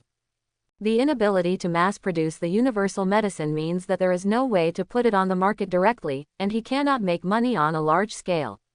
After all, Hammer's plan is to promote the universal medicine to the world. Fortunately, Lu Chuang didn't say anything to death, and Hammer could still see the hope of mass production of the panacea. Hammer also wanted to persuade Lu Chuang to work in his medical technology company, but Lu Chuang's attitude was extremely firm and he wanted to stay in the munitions factory. Seeing this, Hammer had no choice but to let Lu Chuang stay in the munitions factory temporarily. Chuang can't run in his territory. Afterwards, Hammer made some arrangements for Lu Chuang and Ivan Wonk respectively, and tried his best to help them complete their work as soon as possible. Now Hammer only wants to see the mass production of steel armor and universal potion, and the market value of his hammer industry will definitely double dozens of times by then. Hammer thought hotly in his heart. Unfortunately, his idea is doomed to fail. Neither Lu Chuang nor Ivan Wonk could work for him obediently like this. In the afternoon, Hammer came to the arms factory again with his personal butler, wanting to check the work progress of Lu Chuang and Ivan Vanki. When he walked into the depths of the munitions factory, he saw two figures sitting in front of a table, staring at the iron pot in front of them. Their serious looks seemed to be doing academic research. Hammer was a little curious and walked towards the two of them. After Hammer approached, Hammer smelled a strong smell. He frowned and looked into the iron pot, but found that the red liquid was constantly tumbling inside, and he could vaguely see a few peppers and star anise floating on top. Hammer asked, "What are you guys doing?" Holding the bowl and chopsticks, Lu Chuang said seriously, "I can't tell, I'm developing a new type of potion." The corner of Hammer's mouth twitched. "I really didn't see it if you didn't tell me." "All right." Lu Chuang suddenly picked up the chopsticks, picked out a piece of fat beef from the red soup and put it into the bowl. Ivan Wonk next to him didn't give in. He picked up a large piece of meat with chopsticks and put it directly into his mouth, then took a big gulp of the vodka in his hand, and shouted happily, "Ula." Seeing this scene, Wenmo said angrily, "This is not a panacea at all." Lu Chuang shook his head, and said firmly, "No, this is the hot pot flavored panacea I developed, the latest." Waldfark, can the panacea still taste?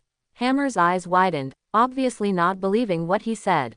Lu Chuang sighed helplessly, took a pot and spoon, filled the pot with a mouthful of soup, put it into a glass bottle and threw it to Hammer casually. "I don't need to say it this time."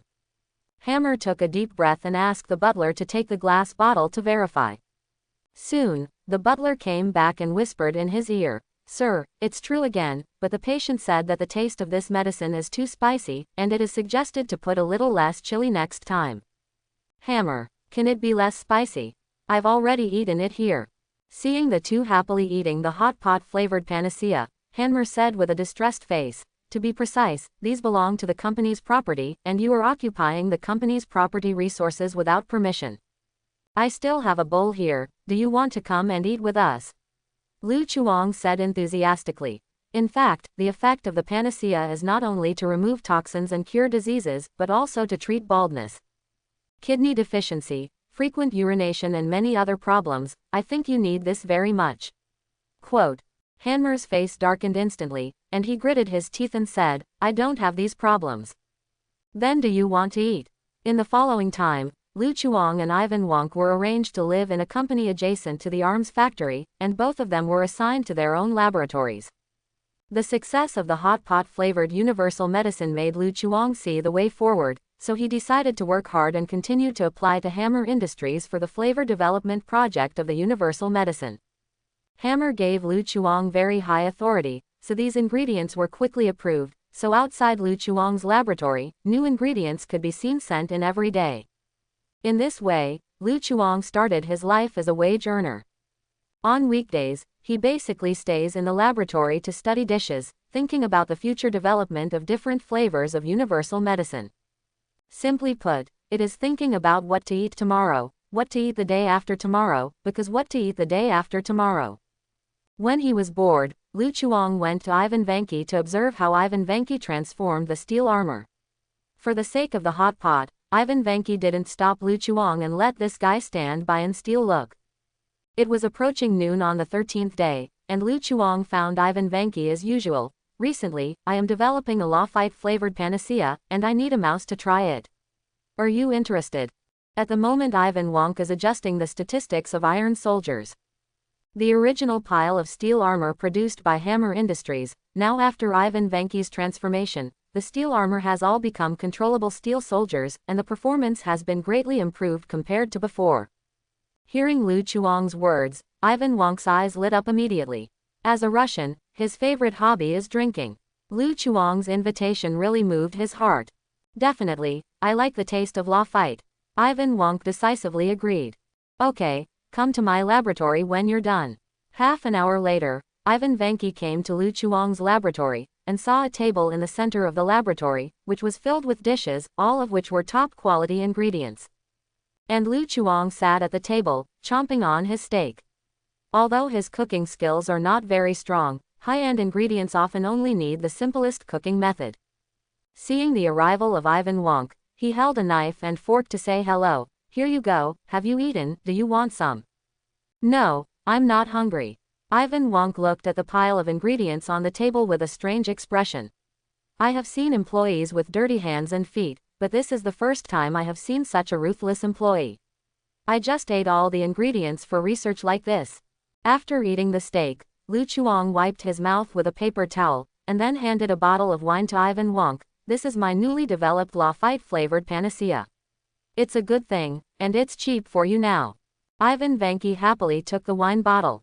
As for the panacea and so on, he chose to ignore it. Lu Chuang clapped his hands. Since the things have been collected, it means that you agree to do me this favor. Hearing this, Ivan Wonk said in amazement, what's the matter? Didn't I tell you? Lu Chuang blinked, and said indifferently, actually, it's just a small favor. I want you to help me prepare some materials, such as gold and titanium alloys. For you, Shaoxian permissions should be easy to do, right? Quote. In fact, the permissions they have are different. Lu Chuang is in charge of the research and development of the universal pharmacy, so as long as he applies to Hammer Industries for a project related to the universal pharmacy, it will be approved quickly, basically without any formalities, and no one will ask.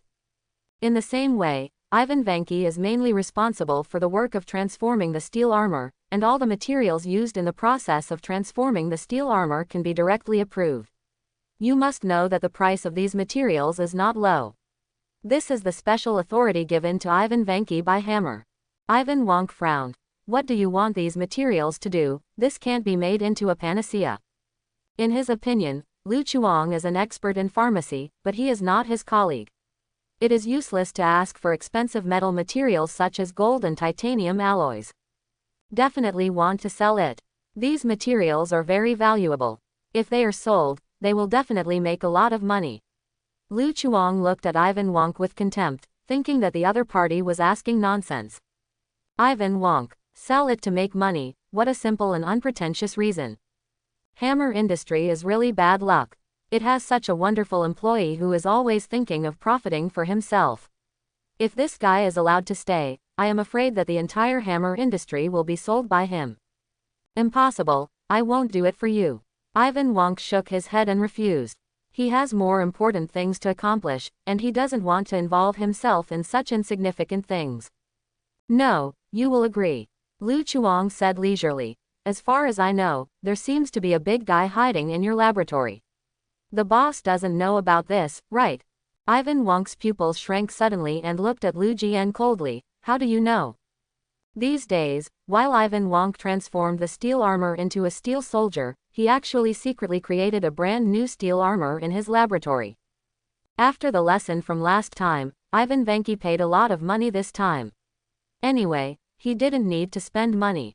Using his authority to obtain a large amount of materials, Ivan Vanki started to build a new steel armor.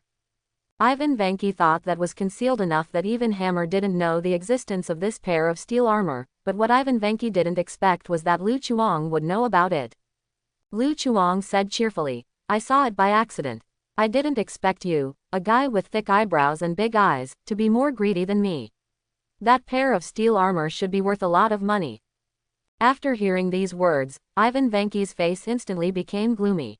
Before he achieves his goal, if his steel armor is exposed ahead of time, it will inevitably affect all his future plans, which is the result he absolutely does not want to see. Thinking of this, Ivan Wonk looked at Lu Chuang with a murderous look. Lu Chuang seemed to have noticed this, and said helplessly, everyone is a scientist, so speak up if you have something to say, don't hurt your friendship with your hands. Ivan Wonk didn't answer, and walked towards him with his fists clenched. His body covered in tattoos and muscles looked quite shocking. Lu Chuang sighed, and while saying insulting words in his mouth, he turned on the bullet time and cooperated with the super high school level spy to meet him. A few seconds later, Lu Chuang sat on Ivan Wonk's body, and persuaded earnestly, Whip, don't blame me for speaking more bluntly, listen to my advice, the water in hammer industry is very deep, you can't grasp it, but I am not afraid, these materials let me greedy. Ivan Vanki, how can this guy be so good at fighting? Ivan Wonk's forehead was bleeding, and he was pinned to the ground by Lu Chuang, unable to move. Originally, Ivan Wonk thought that he was the kind of scientific research personnel who were more capable of fighting, and that he would definitely have no problem dealing with a few people, but he suffered a big loss from Lu Chuang, and was directly beaten to the ground by the opponent within a few seconds. Fortunately, Lu Chuang didn't know Ivan Wonk's thoughts, otherwise he would definitely complain about the other party's overthinking, and even he didn't dare to say such things. You know, scientific researchers who can really fight can fight tanks with bare hands.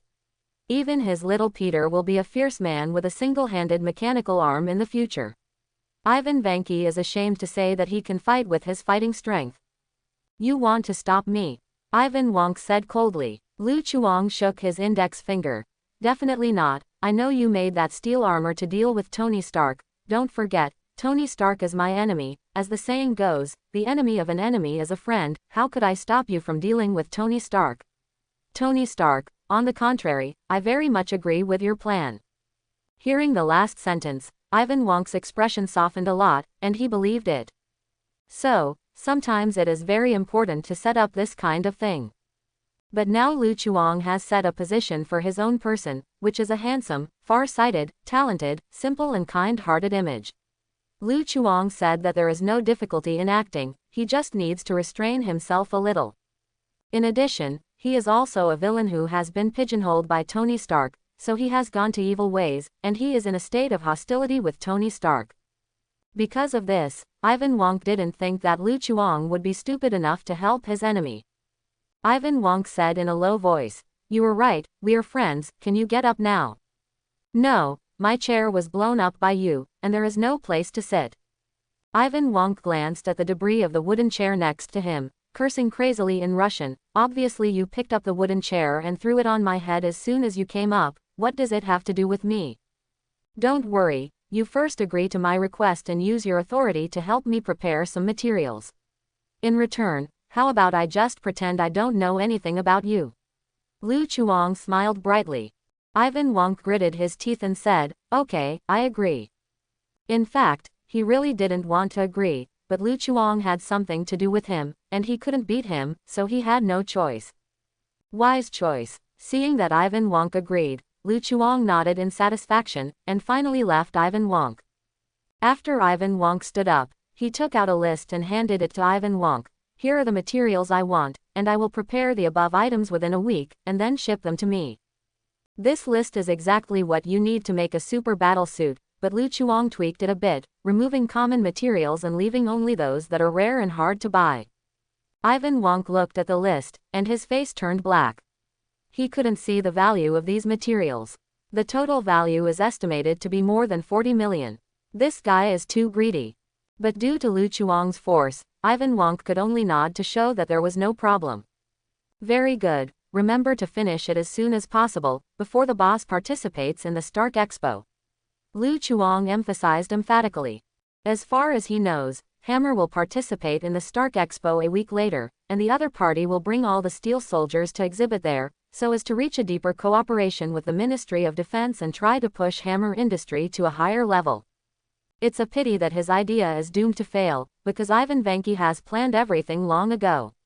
When the Iron Soldiers are exhibited at the Stark Expo, Ivan Vanki will directly control all the Iron Soldiers and attack Tony Stark, and Hammer will also, so he was sent to prison. Lu Chuang wanted to collect all the materials he needed before this event came. Ivan Wonk's work was very effective. One day before Hammer participated in the Stark Expo, he had prepared all the materials and sent them to Lu Chuang's laboratory according to the agreement. Without anyone noticing, Lu Chuang took advantage of his talent as a high school level thief to drive away a Hammer industrial truck without anyone knowing it, and then moved all the materials into the truck. However, Lu Chuang did not drive away directly, but continued to stay in Hammer industry until the day when Hammer participated in the Stark Expo. In the evening, Lu Chuang went to Ivan Vanki's laboratory. As soon as he walked to the door, Lu Chuang saw Hammer coming out of Ivan Wonk's laboratory, and his face seemed not very good. Lu Chuang stepped forward and said, "Hello. Hey, Mr. Hammer, why are you here today when you are free? Aren't you going to participate in the Stark Expo?" Seeing Lu Chuang's appearance, Hammer subconsciously suppressed the emotions on his face and squeezed out a hypocritical smile. "I have a lot of things to do recently, so I don't have time to come here." "How is the development of your panacea?" Lu Chuang said excitedly. "It was very successful, and now I have developed more than 10 different flavors." Hammer: "Good potion research, so many flavors to do. I am not selling drinks." It's true that Hammer hasn't paid attention to Lu Chuang's situation for a while. He learned that Lu Chuang has been developing new flavors during this period, and his smile can't be maintained.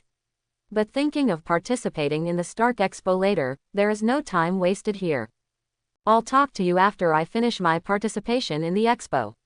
Hammer left a harsh sentence before turning around and leaving. Lu Chuang opened his mouth, originally wanting to remind Hammer that he might not be able to come back after attending the expo, and the only way to meet him in the future would be in prison, but unfortunately the other party walked too fast, and Lu Chuang didn't have time to say anything. Looking at the back of Hammer, who never returned, Lu Chuang thought to himself, "Sure enough, a man can't easily set a flag." Immediately afterwards, Lu Chuang pushed open the door and walked into the laboratory. As soon as he entered the door, Lu Chuang saw Ivan Wonk calling a blessing. It was 2 security guards guarding him. Although Ivan Wonk's combat power is not as good as Lu Chuang's, it is more than enough to deal with the 2 security guards, and his attack is extremely cruel, grabbing 2 wires and trying to hang the 2 fainted security guards. Hearing the movement at the door, Ivan Wonk's hands paused, and he looked at Lu Chuang fiercely. "Who is it? Why are you here?" Ivan Wonk saw that it was Lu Chuang, and his tone became calm instantly. After confirming the eyes, "It is a person who cannot be beaten." "It's nothing, I'll just come and sneak through the door, so I won't bother you." Lu Chuang looked at the laboratory, but didn't find Ivan Vanki's steel armor, which was probably hidden by the other party. "Do not bother." Seeing Lu Chuang touching the chair intentionally or unintentionally, Ivan Vanki decided to follow his heart. Lu Chuang sat on the chair, waved his hands and said, "Go ahead, just pretend that I don't exist." Seeing that Lu Chuang didn't intend to disturb him, Ivan Wonk hesitated for a while, and finally decided to proceed according to the plan. First, he called Tony Stark to declare war, luring him to the Stark Expo, and then came to the most important part of his plan. Following a few code commands, Ivan Wonk immediately manipulated all the Steel soldiers to attack Tony Stark. Definitely, Colonel Ross's war machine is indispensable. Just some time ago, Hammer approached Ivan Vanki with Tony Stark's same steel helmet nose armor, and asked him to carry out weapon transformation on this pair of steel armor. Naturally, Ivan Vanki would not let go of such a good opportunity, and implanted his control program into the war machine. Ivan Wonk watched the changes on the screen, tapped the keyboard frantically, and turned into a keyboard warrior, outputting forcefully to Tony Stark through the screen. It's a pity that even the steel soldiers transformed by him can't get rid of the debuff produced by Hammer Industries. Dozens of steel soldiers have all become cannon fodder, and they can't hurt Tony Stark at all. Woo woo woo woo. At this moment, an alarm sounded suddenly in the room, and the screen in front of Ivan Vanki displayed a red warning of intrusion by outsiders. On the monitoring screen in the upper right corner, a figure full of curves appeared, and he eliminated the patrolling security personnel all the way, and it seemed that he was heading towards this position. Lu Chuang, who was peeking from the side, directly recognized this figure. Isn't this the Natasha Romanoff he met before? Through the monitoring screen, Ivan Wonk saw Natasha Romanoff's skills, and felt guilty for a while. Obviously, this was another person he couldn't beat. Who is this? Ivan Wonk looked at Natasha Romanoff, who was unstoppable in the surveillance, with a surprised expression. Lu Chuang explained. She is the top agent of Black Widow, S.H.I.E.L.D. What is S.H.I.E.L.D.? A special department that likes to meddle in their own business. This is a difficult explanation, but Lu Chuang said it straight away, and then said casually, if I'm not wrong, she should have come here for Tony Stark's affairs, and now our boss must have been arrested, otherwise she wouldn't even know you were here. Speaking of this, Lu Chuang's expression suddenly became serious. Wait, since the boss has been arrested, won't our wages come back?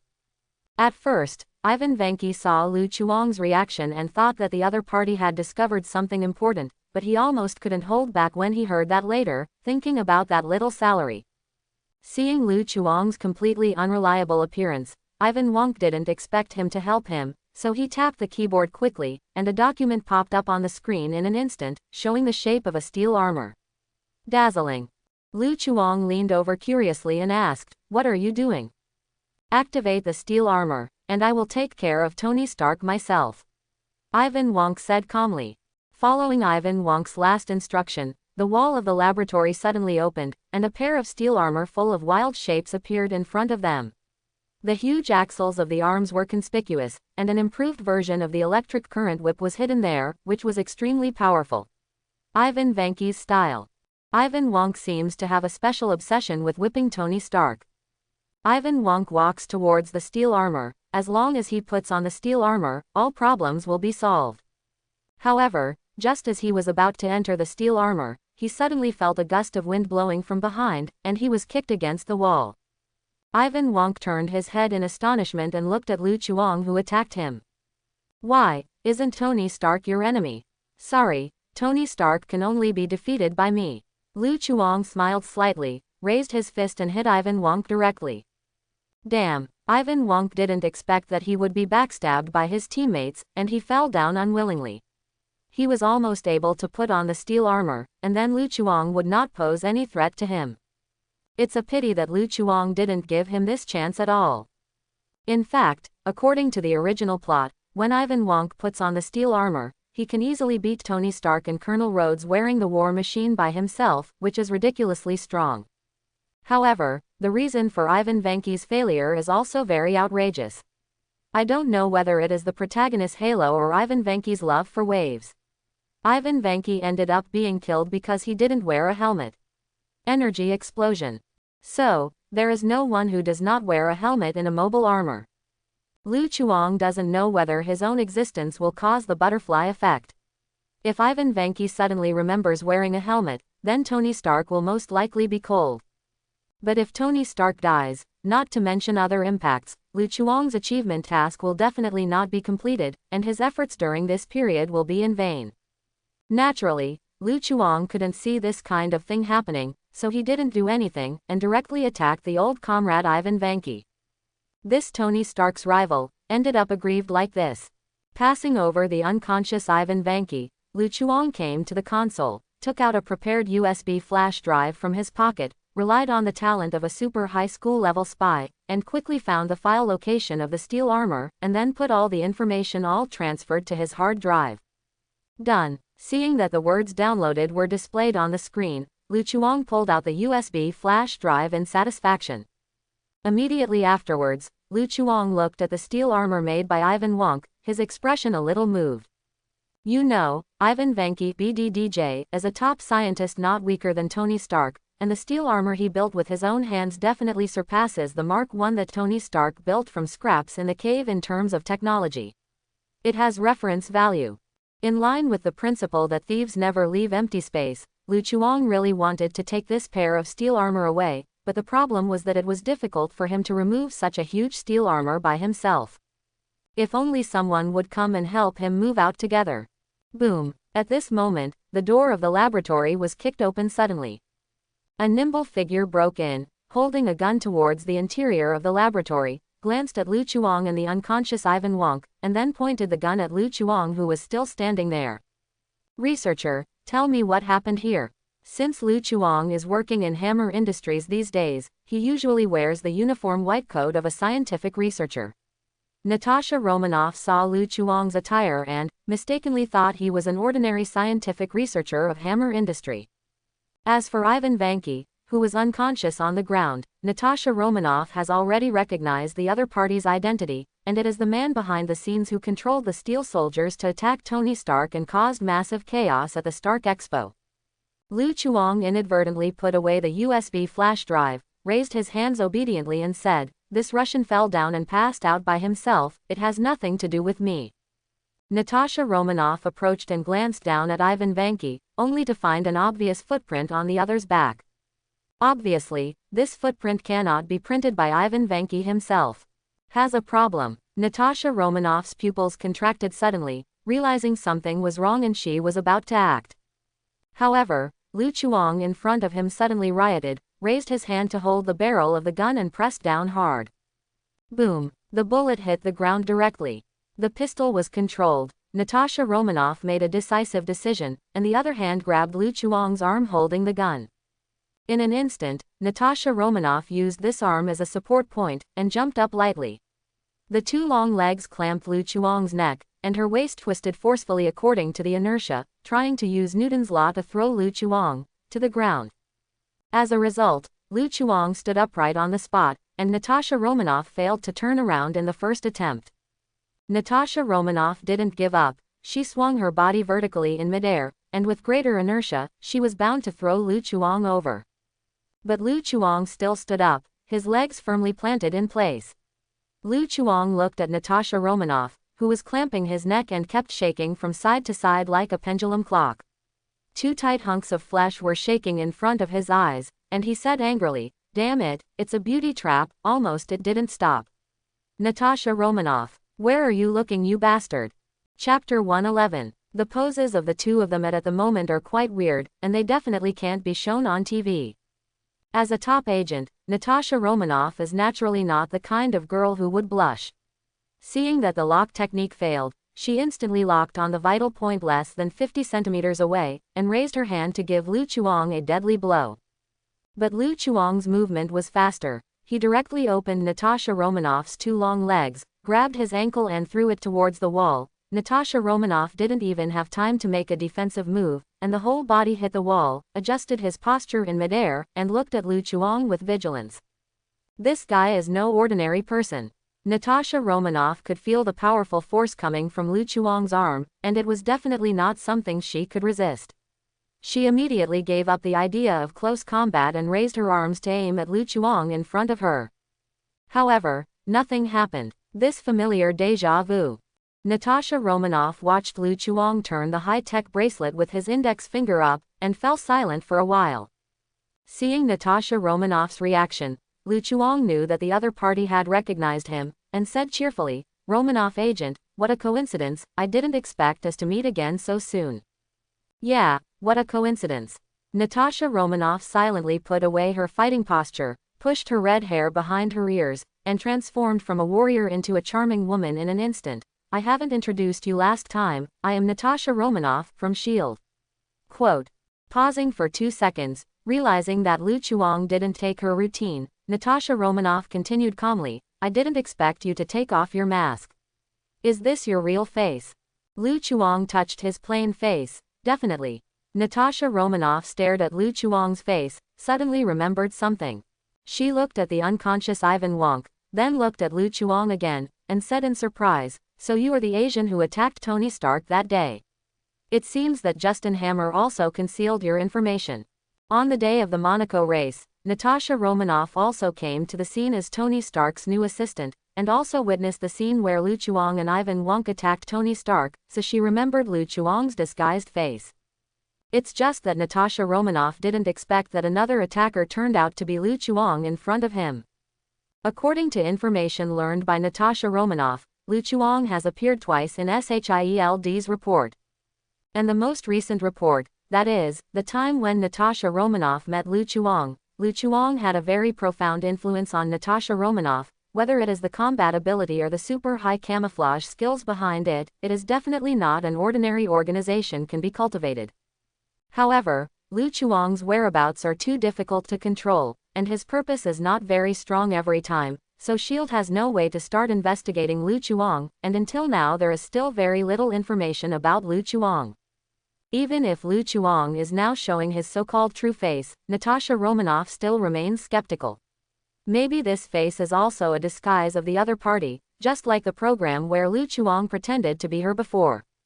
Romanov agent, you should understand a truth. Sometimes knowing too much is not necessarily a good thing.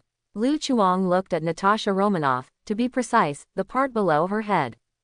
Natasha Romanoff was keenly aware of this, not only didn't cover it but straightened up, making her curves more prominent. She showed a charming smile towards Lu Chuang. Sorry, I don't have any malice. Lu Chuang nodded.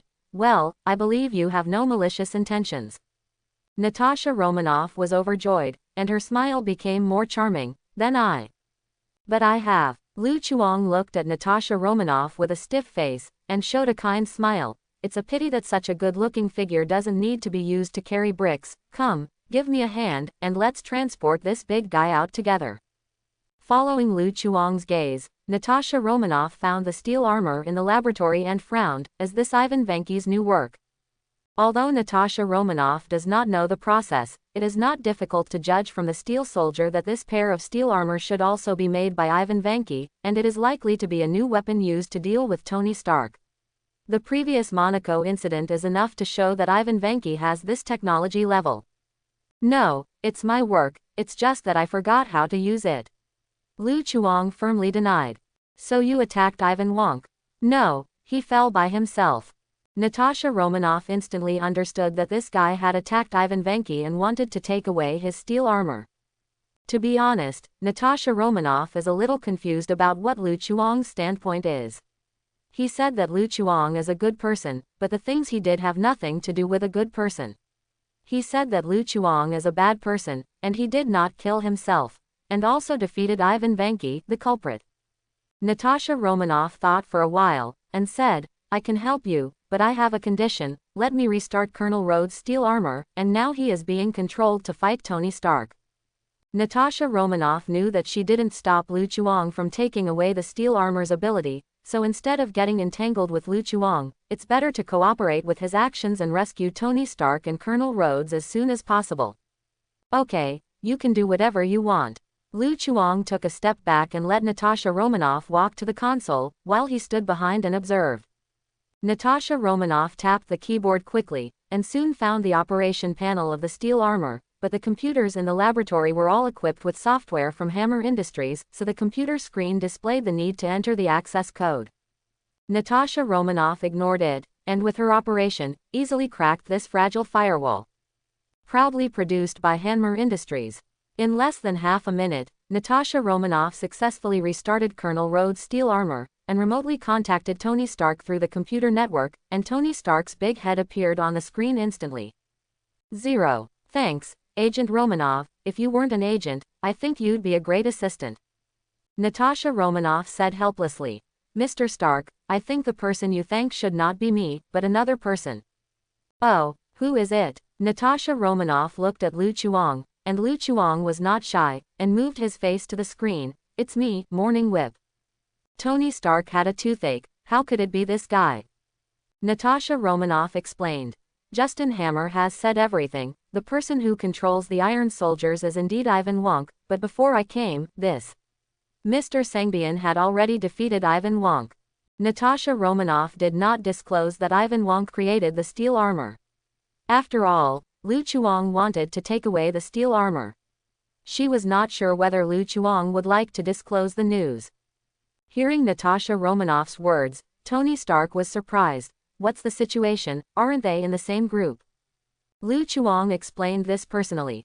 We just broke up, I like to eat sweet tofu now, but he likes to eat salty tofu now. For this kind of heresy, I directly kicked him out of our dry Tony Stark team. Quote. Tony Stark's eyes widened, so casually. Also, which bastard came up with the name of this damn team?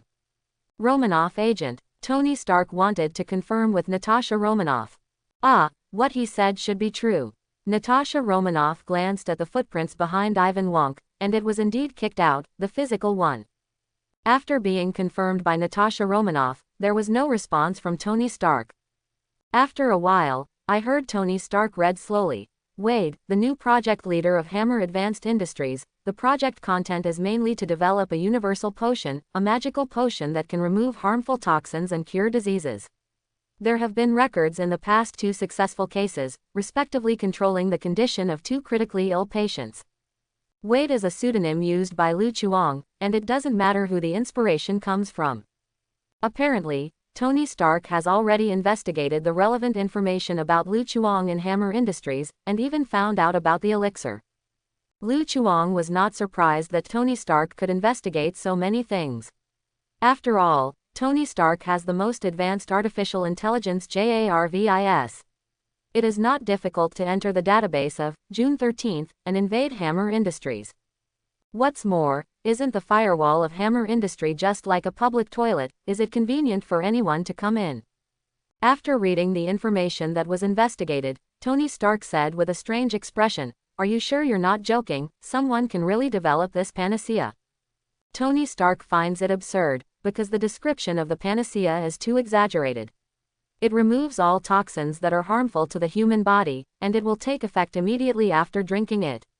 As far as he knows, no biotechnology company can develop such a drug. Lu Chuang nodded. You didn't see that with my wisdom and hard work, I have successfully developed this universal potion that can remove all toxins. Hearing this, Tony Stark couldn't believe it even more. This guy didn't look like a professional researcher no matter what. Suddenly, Tony Stark seemed to think of something, and stared at Lu Chuang through the screen. The symptoms of palladium poisoning in my body suddenly disappeared before. Could it be related to you?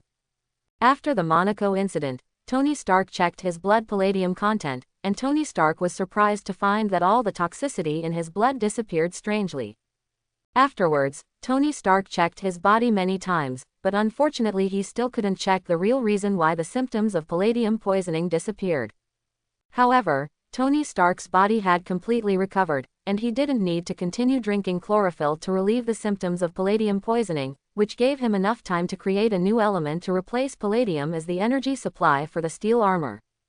This incident can be said to have pulled Tony Stark back just before he was about to fall into the abyss. But now, the appearance of the elixir made Tony Stark wonder whether this matter had anything to do with Lu Chuang. Yes, at that time I used a special massage method to inject the panacea directly into your body to remove the palladium element in your body. Lu Chuang readily admitted. Are you massaging? It's obviously hitting my face with your fist. The corner of Tony Stark's mouth twitched. Isn't this kind of thing drinkable? Lu Chuang said solemnly. Believe me, the effect of massage is better. I developed the panacea. No one knows panacea better than me. So, I have to thank you. It's too vulgar to say thank you, give me a kowtow. Seeing that Lu Chuang admitted, Tony Stark couldn't figure out the real purpose of this guy for a while. If he was his enemy, Lu Chuang didn't want to put him to death like Ivan Wonk did, but instead saved his life. So much so that Tony Stark doesn't know what position he should use to treat Lu Chuang now. However, Tony Stark was still Tony Stark after all, and he soon came to his senses. He said in a frivolous tone, "I'm very interested in your panacea, why don't you leave Hammer Industries and work in my group? I can give you whatever conditions that annoying guy Justin Hammer offers you. I will give you double the salary directly." Even through the screen, Lu Chuang could feel Tony Stark's aura of a local tyrant blowing towards his face, and he almost had the words, "not short of money," written on his face. "I refused. It is impossible to work part-time." Now that Lu Chuang has collected all the materials, Stark Industry has nothing to attract him, so he has no interest in working as a wage earner with Tony Stark. Well, you missed an opportunity. Seeing Lu Chuang's refusal, Tony Stark didn't go any further. Persuading others is not his style. If this is the case, will you sell your elixir? Selling panaceas? Lu Chuang raised his brows. To be honest, he really didn't think about it. In line with being rich and not being a bastard, Lu Chuang asked, "How much do you want to buy?" "I want to ask, how long is your prescription potion valid for?" It's really hard for Lu Chuang to say, and he doesn't have time to test this question. At present, my panacea is still in the testing stage, and the longest validity period is uncertain, but it should last for about half a month. Tony Stark originally wanted to buy 100 elixir, but when he heard Lu Chuang's unreliable words, he immediately changed his mind and said, "Then give me 10 bottles of elixir first." I read the preliminary price estimate of Hammer Industries. Each bottle costs 200,000 United States dollars, right? Adding up, I will pay you 2 million United States dollars directly. Lu Chuang was slightly taken aback. He really didn't know about this. After all, he is just a wage earner who goes to work to catch fish, so he doesn't care about Hammer's plan, let alone Hammer Industry has done a market research and temporarily priced the universal medicine at 200,000 United States dollars. Lu Chuang has no hesitation. "Okay, you give me a contact method, and I will contact you when the time comes, and I will pay the money and deliver the goods." Soon, a number and address popped up on the screen. Tony Stark said, "You can choose to send it directly to this place." After the two reached a deal, Tony Stark didn't say a few words, and hung up in a hurry. Although Colonel Rhodes' war machine had been released from control, there were still some remaining steel soldiers on his side that needed to be dealt with. There's nothing Natasha Romanoff can do about it. The attack commands of these iron soldiers have been locked. Unlike War Machine, which only needs to restart the system to restore the factory settings, Tony Stark can only slowly solve it by himself. After memorizing the number and address, Lu Chuang urged Natasha Romanoff, "Don't look, hurry up and help." Natasha Romanoff touched her ears subconsciously, and found that the communicator had long since disappeared, and sighed helplessly. Fine. Hammer Industrial Zone, Munitions Factory. With the help of Natasha Romanoff, Lu Chuang took the entire steel armor away, secretly transported it to the location of the truck with a cart, and then stuffed the steel armor into the compartment of the truck. Fortunately, the size of the steel armor is not as huge as the Iron Overlord armor. At most it is only a circle larger than Tony Stark's steel armor, otherwise Lu Chuang would have a headache how to take it away. Natasha Romanoff noticed that the car was full of materials, but she didn't say anything. This kind of thing is not up to them shield. Compared with this, she is more concerned about another thing now. Natasha Romanoff turned to look at Lu Chuang. "Mr. Wade, may I ask, do you still have that panacea?" She heard the complete conversation between Lu Chuang and Tony Stark just now, so she naturally knew the existence of the panacea. Lu Chuang glanced at Natasha Romanoff, somewhat understanding what she meant. "You want to buy it too?" "It's not me, it's S.H.I.E.L.D." Natasha smiled and said, "If according to what you said, the panacea can remove all toxins in the body, maybe we can also try to cooperate." Quote, "Working with S.H.I.E.L.D." Hearing this sentence, Lu Chuang lost interest in an instant, and now he doesn't want to have any contact with S.H.I.E.L.D., so he said perfunctorily, "Let's talk about this kind of thing later, definitely next time." After speaking, Lu Chuang sat in the driver's seat of the truck, and waved to Natasha Romanoff through the window. "Romanov agent, Ivan Vanki will leave it to you, that's all, goodbye." Looking at the shadow of the truck leaving, Natasha Romanoff shook her head slightly, turned around and returned to Ivan Vanke's laboratory. Without equipment, she needed other communication equipment to contact S.H.I.E.L.D. Where did you bring these things? Lorna stood in the car curry, looking at the batch of materials brought back by Lu Chuang, as well as the pair of wild steel armor, with a slightly dull expression. At the moment Lu Chuang has returned to his original appearance, and said cheerfully, I borrowed it from a kind person. It doesn't cost any money, and it just saved me a lot of money. Lorna looked in disbelief. How could a kind person borrow such a thing? On the other hand, little Peter touched the steel armor excitedly, and kept saying, cool, it's so cool. Different from the broken and crude Mark I steel armor, the steel armor in front of me is the latest work created by Ivan Vanke. It is a complete version of the super battle suit. Does this steel armor have a name? Little Peter asked excitedly. Definitely, it's called the whip armor. Lu Chuang claimed to be Sangbian, but now this pair of steel armor belongs to him. There is nothing wrong with calling it Sangbian armor. Morning whip armor, I like the name. Peter's eyes lit up, and he asked expectantly, can I go in and have a seat? Not yet. Lu Chuang grabbed Peter, who was about to climb on top of the whip armor, and said to Lorna, do me a favor, this steel armor contains a remote-controlled bomb, and you need to take it off with your ability. Why would you bring such a dangerous thing into your home? Lorna complained, but a dazzling green light appeared on both hands, and the seemingly thick morning whip armor was dismantled instantly, and countless parts were floating in midair. The scene was extremely cool. Soon, a remote control bomb emerged from the whip armor, wrapped in green light and sent to the table, and then all the parts returned to their original positions one by one, and the whip armor returned to its original appearance in less than 5 seconds. With such proficient techniques, it is obvious that Lorna did not do less similar things during the absence of Lu Chuang. As little Peter's assistant, her daily job is to disassemble or assemble steel armor. I don't know how many times it has been dismantled by her. Seeing this scene, Lu Chuang sighed secretly that he was right to keep Lorna. Where can I find such a good tool? Lu Chuang patted Lorna on the shoulder. I will give you double salary starting tomorrow. Work hard, the company will not treat you badly. Upon hearing the salary increase, Lorna was overjoyed at first, but quickly reacted, isn't it true that I have a salary? Isn't 00 still 0? Lorna was so angry that her chest was about to explode. Oh no, she shouldn't have such a thing. Although Lorna's body proportions are good, and she still has everything with long legs, but the only shortcoming is that she is a little brother. Lu Chuang didn't notice Lorna's expression. He was a super high school spy, and he disarmed the remote-controlled bomb in 2 or 3 clicks, avoiding the risk of the remote-controlled bomb's sudden explosion. The problem of the technical personnel has been solved. The problem of the super battle suit design drawings has also been solved, and even the materials for making the super battle suit are ready. Lu Chuang scanned the entire garage, quite satisfied in his heart, and said in high spirits, everything is ready. I only owe Dongfang, and now I just need to make a brand new super battle suit. Shoot Toe Stark under your feet. Stomp Tony Stark underfoot. Little Peter cheered cooperatively. After shouting, the two looked at Lorna at the same time.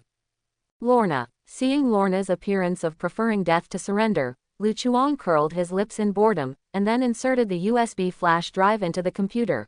Little Peter, this is the design drawing of the morning whip armor, let's read it together with the Iron King armor.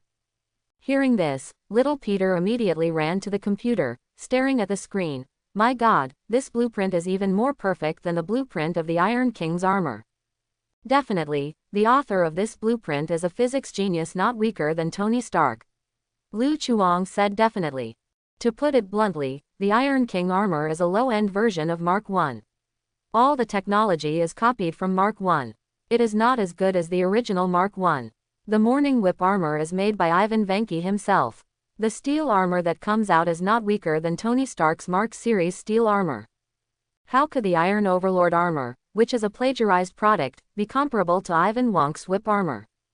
The little Peter looked at the design drawings of the morning whip armor, and then opened the design drawings of the Iron King armor. He was a little confused. But, now there are 2 design drawings, which direction should I go to make the super battle suit? Children do multiple choice questions. Lu Chuang stretched out his right hand and slowly clenched his fist in midair. As an adult, I want it all. According to the unlocking conditions of a super high school inventor, Lu Chuang not only needs to make a high-tech battle suit by himself, but also needs to use the high-tech battle suit to defeat Tony Stark's steel battle suit. Both the Iron King armor and the Whip armor have their advantages and disadvantages, and Lu Chuang's idea is to combine the advantages of the two pairs of steel armor to create a new and more powerful super battle suit. For Lu Chuang, the combat effectiveness of the super battle suit is naturally as strong as possible, so that it is possible to defeat Tony Stark. Definitely, the idea still had to be realized by little Peter. Glancing at the energetic little Peter, Lu Chuang nodded in satisfaction. Now all he has to do is to wait patiently, and when little Peter successfully makes a super battle suit, he can put it on himself directly.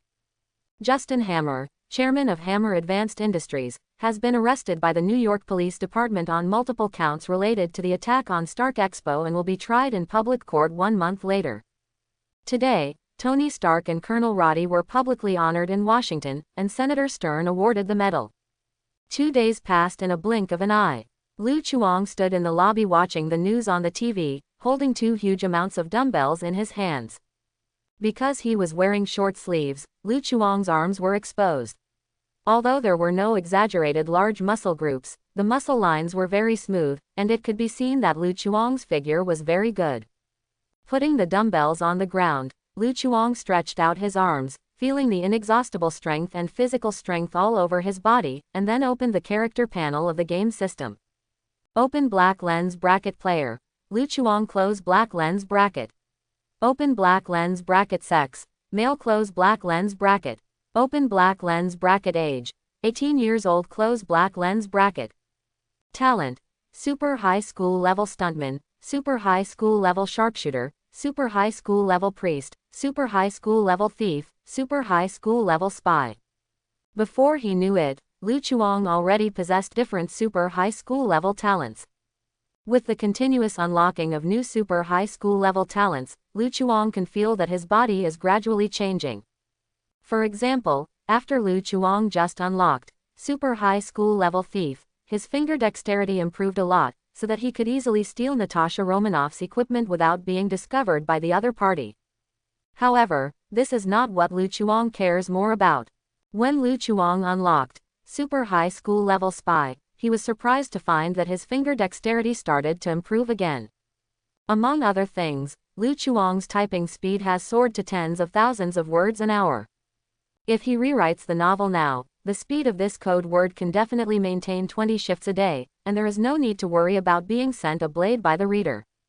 It's just that compared with super high school level thief, super high school level spy does not improve finger dexterity so much, and the enhancement of super high school level spy is more inclined to improve overall physical fitness. It is no exaggeration to say that Lu Chuang's physical fitness is not weaker than those special soldiers who have received long-term training. And this is without Lu Chuang turning on bullet time. If the bullet time is turned on, Lu Chuang is confident that he can draw with the United States with his buttocks, that is, the Captain America whose body is at the peak of human beings. As for defeating or crushing Captain America, Lu Chuang dare not boast about it. After all, the legend of the team leader has been spread for a long time, even Thanos can force. This ability is not comparable to Lu Chuang now. Obviously, the changes in Lu Chuang's body today are the benefits of those super high school level talents. A super high school level talent not only possesses the top technical ability, but also has the most suitable physical ability for this talent, just like the technical flow and physical flow of basketball. If the two abilities reach the extreme at the same time, then there is no doubt that this person absolutely the pinnacle of existence in the basketball world. However, the most frightening thing is that this enhancement effect can be superimposed. This means that as long as Lu Chuang unlocks new super high school level talents, his physical fitness can continue to improve. Perhaps the increase of some super high school level talents is not obvious, but Lu Chuang believes that as long as he unlocks enough super high school level talents, his physical fitness will definitely reach an unprecedented height by then. It's a pity that triggering the achievement task still depends on the face, and it's not something he can do if he wants to. After the strength test was over, Lu Chuang lay back on the sofa, drinking the Happy Fat House water happily. At this time, the TV screen cut to the screen of the public award. Tony Stark and his good friend Rhodes were accepting the award from Senator Stern. Senator Stern, who had been ridiculed by Tony Stark, looked as if he was eating shit. Obviously he did not volunteer to be this honoree. Looking at Tony Stark on the TV screen, Lu Chuang suddenly remembered that there was still one thing he hadn't done. 10,880 Malibu Beach, CA. In the lab, Wani Stark is transforming the war machine. After the Stark Expo, his friend Colonel Rhodes has returned the war machine. Due to the conflict between Tony Stark and the Ministry of Defense, Colonel Rhodes tried to coordinate the two parties. For the sake of friends, Tony Stark finally agreed to continue leasing the war machine armor to the military. Definitely, this pair of steel armor can only be used by Colonel Rhodes. It's to stop playing Tony Stark's iron armor idea. Once the deal was struck, Tony Stark set about reworking the war machine. The voice of Pepper Potts came from the screen in front of him. Tony, the government has approved the construction of the Stark building. When are you going to announce the cooperation plan between Stark Industries and New York City? I don't need this kind of thing. Isn't your handover work unfinished? So now you are still the CEO of Stark Industries, and this press conference is definitely done by you, said Tony Stark perfunctorily. What? It's such a happy decision. I still have things to do. Goodbye.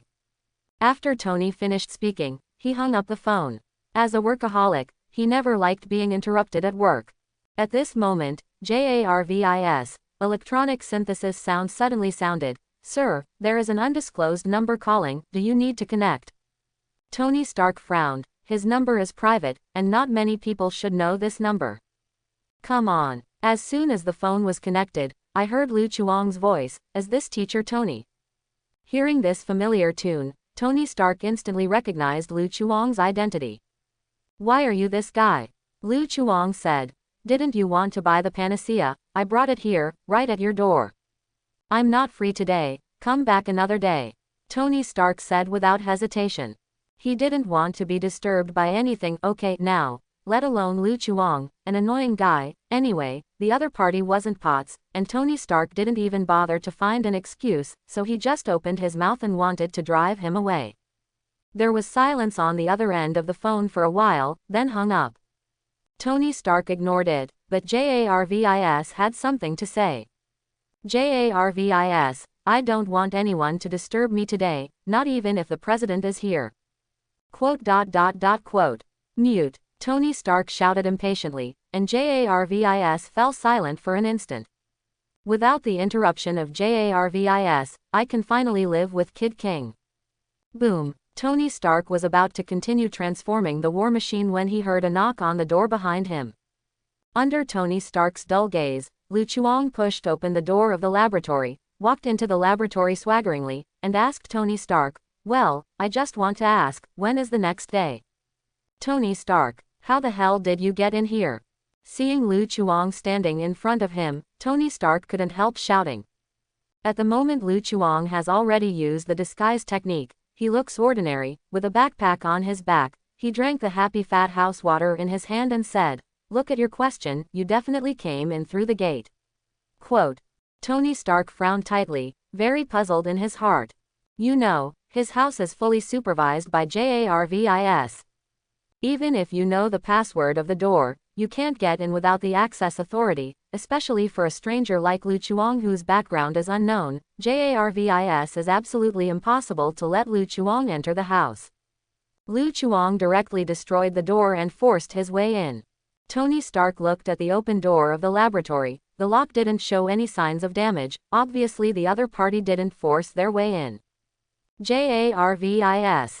Tony Stark called JARVIS. The artificial intelligence JARVIS came back online and explained, Sir, this unregistered visitor has cracked the password, and I cannot use the permission modification program in the background for unknown reasons. At the moment Lu Chuang entered the door, JARVIS originally wanted to remind Tony Stark, but Tony Stark made it shut down the microphone directly, so that Tony Stark didn't even know that Lu Chuang had entered the room. Hearing words, Tony Stark's eyes showed a hint of surprise. Even JARVIS can't modify it in the background, so it's possible that Lu Chuang and him are the only ones who have entered the technology. Lu Chuang didn't know Tony Stark thought so much. Listening to the magnetic voice of JARVIS, Lu Chuang couldn't help asking curiously, "Jarvis, are you male?" "I have no gender, this voice is my initial setting," Jarvis replied. Lu Chuang's eyes lit up. "That's good, give me the whole Yujia's voice." Jarvis. "Sorry, you don't have this permission." Quote. "What a pity." Lu Chuang shook his head. To be honest, he really wants to see if Jarvis's voice is changed to a female, and when Jarvis becomes Vision in the future, will Vision change gender according to the voice, for example, become a sexy Yuji robot? It's exciting to think about it. Definitely, it is also possible to become a straight steel man full of royal sister voice. Seeing that Lu Chuang ignored him, Tony Stark said annoyedly, "Hey, this is my home, you came in without my permission, this is BDDC trespassing." Lu Chuang broke into his home, but Tony Stark didn't choose to do it. After so many contacts, he could feel that Lu Chuang didn't intend to hurt him. Definitely, the most important point is that he is not wearing steel armor now, and his combat effectiveness may not be as good as that of Ivan Vanki, the Russian Ross. If he really does it, he will definitely suffer. Don't pay attention to this little detail. Lu Chuang took out his backpack, opened the zipper and said, "Here is the panacea you want, 10 bottles in total." Tony Stark glanced inside the backpack that Lu Chuang had brought. "This is the panacea you mentioned." Tony Stark took out a bottle of mineral water from his backpack, which contained translucent water, and asked with some doubts, "Why do I feel that this is an ordinary bottle of water?" Lu Chuang affirmed, "This is the panacea, don't be fooled by its appearance, if you don't believe me, you can try it." "You don't need to tell me, I will do it too." Tony Stark placed the mineral water bottle on a sophisticated instrument, and then a flash of red light quickly scanned the bottle of mineral water, only listening to the report of Jarvis, after testing. It is basically consistent with the mineral water on the market, and no other ingredients have been detected. Quote. "Isn't this still mineral water?" The corners of Tony Stark's mouth twitched. Seeing that Jarvis did not detect any special ingredients, he simply picked up a bottle of mineral water and drank it. It may be because he was just thirsty, and Tony Stark quickly drank the bottle of mineral water. At this moment, Tony Stark suddenly felt that his body was a lot lighter. His body, which was slightly exhausted from high-intensity work, seemed to be rejuvenated at this moment, full of energy. Tony Stark rolled his eyes. "Oh." Lu Chuang proudly said, "How is it, do you feel it?" After all, Tony Stark is also a well-informed person, so he quickly regained his composure. "Well, I admit that this panacea does have some effect, besides the ones in your backpack, how much do you have in stock?" Question mark. "As long as there is enough mana, the inventory is definitely as much as you want." Lu Chuang pretended to think about it. "There are probably a few hundred bottles left." "Okay, give me another 100 bottles." Tony Stark said without hesitation.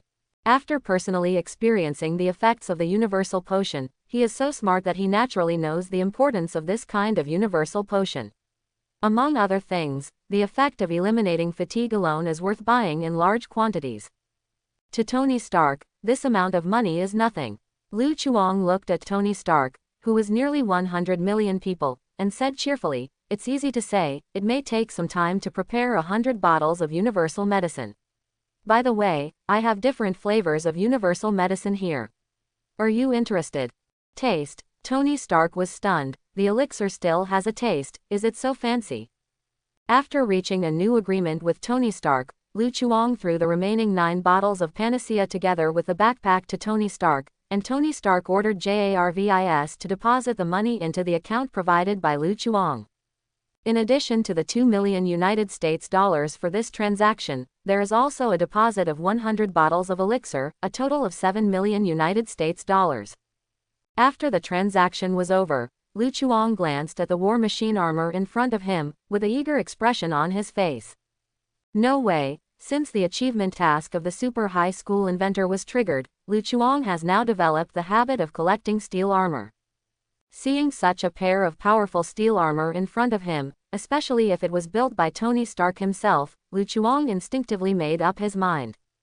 However, Lu Chuang thought that this was Tony Stark's territory, so he finally dismissed the idea in his mind. Lu Chuang turned his head with some regret. Before leaving, he said to Tony Stark, "Teacher Tony, are you interested in joining my explosive Tony Stark team? It's a pity that your talent can't come to help me." Tony Stark's face is black. "You mean me to FK myself?" Not surprisingly, Tony Stark rejected Lu Chuang's invitation, and told Lu Chuang to quickly disband this damn team. Dissolution is definitely not possible. Lu Chuang ignored Tony Stark's advice and left the luxurious villa. A few minutes later, Lu Chuang found his motorcycle on the side of the road. After walking a few steps, Lu Chuang saw a middle-aged man standing beside his motorcycle. Seeing Lu Chuang's arrival, the middle-aged man smiled and said, "Mr. Wade, this should be the third time we have met." When Lu Chuang saw that the other party turned out to be Phil Coulson, he was immediately delighted. "It's you, Agent Phil Coulson, long time no see, your hairline seems to be getting higher." Speaking of this, Phil Coulson can't help feeling a little resentful. Lu Chuang is to blame for his rising hairline. Every time Lu Chuang knocks him out, there are a lot of things to deal with when he wakes up. Phil Coulson's workload has increased several times, so that recently his hair has started to fall out again. Every day Phil Coulson gets up to watch when it comes to the pillow, there is a burst of sorrow. "So, you have something to do with me?" Lu Chuang asked. He knew that Phil Coulson couldn't be here by chance. It is estimated that S.H.I.E.L.D. had been secretly monitoring this area, and he was exposed to their sight. Phil Coulson coughed lightly. The agent's good qualities made him put a gentle smile on his face again. "Mr. Wade, this time I bring our gratitude and sincerity. Some time ago, you stopped Ivan Vanky's conspiracy, saved the lives and property of many people, and arrested Ivan Vanky, so that criminals will be punished according to the law. Thank you very much for your help." Ivan Wonk returned to the Monaco prison. Lu Chuang asked curiously, "You don't have to worry about this, we have already sent the criminal to where he should go." Phil Coulson didn't elaborate, but Lu Chuang also guessed it. S.H.I.E.L.D. will definitely not let a high-tech talent like Ivan Vanky leave America. There are only two endings waiting for Ivan Vanky, either to be incorporated into S.H.I.E.L.D., or to be imprisoned in a special prison. Anyway, it has nothing to do with Lu Chuang. "What do you mean sincerity?" Phil Coulson smiled. "I heard there's a deal between you and Tony Stark, right?" Hearing what Phil Coulson said, Lu Chuang showed vigilance. "You S.H.I.E.L.D. should not be responsible for tax collection." "You misunderstood. I am interested in what you traded, the universal potion that can remove all toxins," explains Phil Coulson. Lu Chuang understood that Phil Coulson obviously knew about the elixir from Natasha Romanoff, and came here for the elixir. Before Lu Chuang could speak, Phil Coulson suddenly said, "Our S.H.I.E.L.D. intends to purchase a batch of panacea, about 200 bottles. 200 bottles of universal medicine, that is, 40 million USD. Such a huge amount made Lu Chuang swallow the words that were on the verge of refusing. "You sure?" "Yes." Phil Coulson nodded. "As long as our test is correct, we can conduct transactions immediately. If possible, we can also try long-term cooperation. Definitely, the transaction amount does not need to be reviewed by the Tax Bureau." Phil Coulson added at the end, "No matter how strong the Tax Bureau is, can they still check their S.H.I.E.L.D. accounts?" It has to be said that Lu Chuang was really moved when he heard these words. Although Tony Stark directly bought 100 bottles of universal potion, no matter what, Tony Stark was alone, and it would take at least 3 months to consume 1 bottle every day. But S.H.I.E.L.D. is different. With so many agents up and down, the demand must far exceed Tony Stark. It is definitely a good choice as a partner. However, there are downsides to working with S.H.I.E.L.D. As we all know, the full name of S.H.I.E.L.D. is Guokai Strategic Defense Attack and Logistics Agency in Hydra. As early as I don't know how many years ago, S.H.I.E.L.D. has been infiltrated by HYDRA's spies into a sieve, down to SHIELD's sweeping ant, up to the former director of S.H.I.E.L.D. and a member of the World Security Council, all of them are Hydra people. In the end, it was unclear whether the Hydra spies were infiltrated in S.H.I.E.L.D., or the S.H.I.E.L.D. spies were infiltrated in the Snake and S.H.I.E.L.D. Bureau. Lu Chuang's cooperation with S.H.I.E.L.D. is basically equivalent to cooperation with Hydra. But, rich don't earn bastards. It doesn't matter if he is S.H.I.E.L.D. or Snake and S.H.I.E.L.D., the boss is the one who pays. After a few seconds of thinking, Lu Chuang said decisively, "Cooperation is fine, but you want a little too much, and my inventory may not be enough, so I need a little time to prepare, and you know, Tony Stark is more than you earlier. As a businessman with integrity, I had to complete his order before I could make your order. No problem. Phil Coulson asked. May I ask how much Tony Stark ordered? Lu Chuang didn't think it was an important issue, and said honestly, not much, just 100 bottles. Hearing this, Phil Coulson's eyes changed imperceptibly. Some time ago, they actually found out that Tony Stark's blood contained an unprecedented palladium radioactive isotope, which reacted with some compounds and formed chemical bonds. His circulatory system completely collapsed. Simply put, it is an incurable disease. At least until Tony Stark develops new elements, there is no way to cure Tony Stark's palladium poisoning. However, Tony Stark recovered, and all the palladium in his body suddenly disappeared. They were also puzzled by this question, but after Natasha Romanoff came back to report a few days ago, they learned that the reason for Tony Stark's recovery turned out to be the 10 universal potions. And now Tony Stark's order can basically prove the authenticity of this panacea. After all, with Tony Stark's intelligence, it's basically impossible to deceive him. At this time, Lu Chuang took out an unopened bottle of mineral water from the motorcycle, skillfully injected mana into it, and handed it to Phil Coulson. Phil Coulson looked at the mineral water bottle in his hand. Mr. Wade, I'm not thirsty. I didn't say you were thirsty. This is the panacea. Wani Stark said it was good after drinking it. Phil Coulson. Tony Stark must have been scammed. SHIELD Headquarters, Tricurve Wing Building. Phil Coulson walked into the director's office with a document and found Nick Fury sitting at his desk, staring at the map on the wall silently, as if thinking about some important issue. In this regard, Phil Coulson said that he has long been used to it, and he can often see such pictures. If you want to say that SHIELD and Nick Fury have been in contact with the agent for the longest time, he can definitely be at the top. Before Nick Fury became SHIELD director, Phil Coulson knew Nick Fury, and then Nick Fury became SHIELD director. He promoted him to become a high-level agent of SHIELD. It was also from the moment Nick Fury became director, Phil Coulson often saw Nick Fury looking at this map posted on the wall of the office. Phil Coulson came to the desk in the office, when Nick Fury also noticed Phil Coulson's arrival, and turned his gaze from the map to Phil Coulson. Sir, here are the relevant data and test results of the panacea. Nick Fury took the file from Phil Coulson and looked down at it. While Nick Fury was viewing the report, Phil Coulson continued. According to the observation records of patient number 1, after taking a certain amount of panacea, the toxins in the patient's body were significantly reduced, but this process was relatively slow. However, after the patient took the remaining panacea, all the toxins in the body quickly disappeared, and the damage in the body began to slowly repair. So far, no adverse reactions have been found, and further observation is needed. Nick Fury said in a deep voice, "Is there any possibility of duplicating this panacea?" In fact, it was Nick Fury who arranged the trade between Phil Coulson and Lu Chuang. After learning that Lu Chuang possessed a miraculous elixir, Nick Fury began to pay attention to this matter, and immediately ordered his right-hand man Phil Coulson to try to contact Lu Chuang, and it would be best to get a sample of that elixir. Phil Coulson shook his head. About this question, it may sound a bit unbelievable, but according to the test results, the composition of that bottle of elixir is basically the same as that of a bottle of mineral water. Hearing these words, Nick Fury couldn't help raising his head. Are you sure? This is the final result of our researchers after many tests, and the possibility of error is very low. Phil Coulson said, even if we replicated the ingredients, it is very likely that we will only get a bottle of ordinary mineral water in the end, but it may be difficult to replicate the same effect.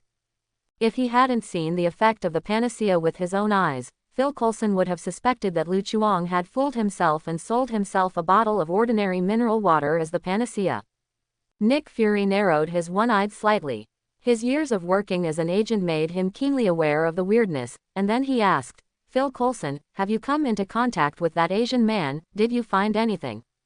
Phil Coulson said, this person is very mysterious and very skilled. Even the Romanov agent is not an opponent. Although the other party has exposed a lot of information about himself, we have also verified this information later, and it is all unverifiable. False information, including that face. According to our system matching, the place where the Asian face first appeared was Monaco. Considering the other party's previous record of pretending to be a Romanov agent, I think the other party's face is probably also a disguise.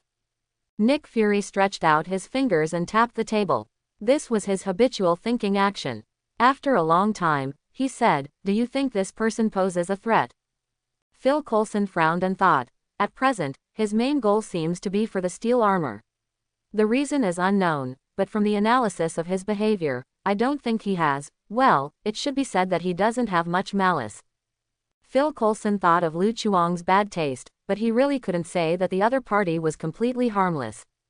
After pondering for a moment, Nick Fury suddenly stopped his finger movements, and said, "Since this is the case, you will be in charge of contacting him in the future, and tell him that S.H.I.E.L.D. is willing to trade with him and order 200 bottles of elixir, but fees need to be renegotiated.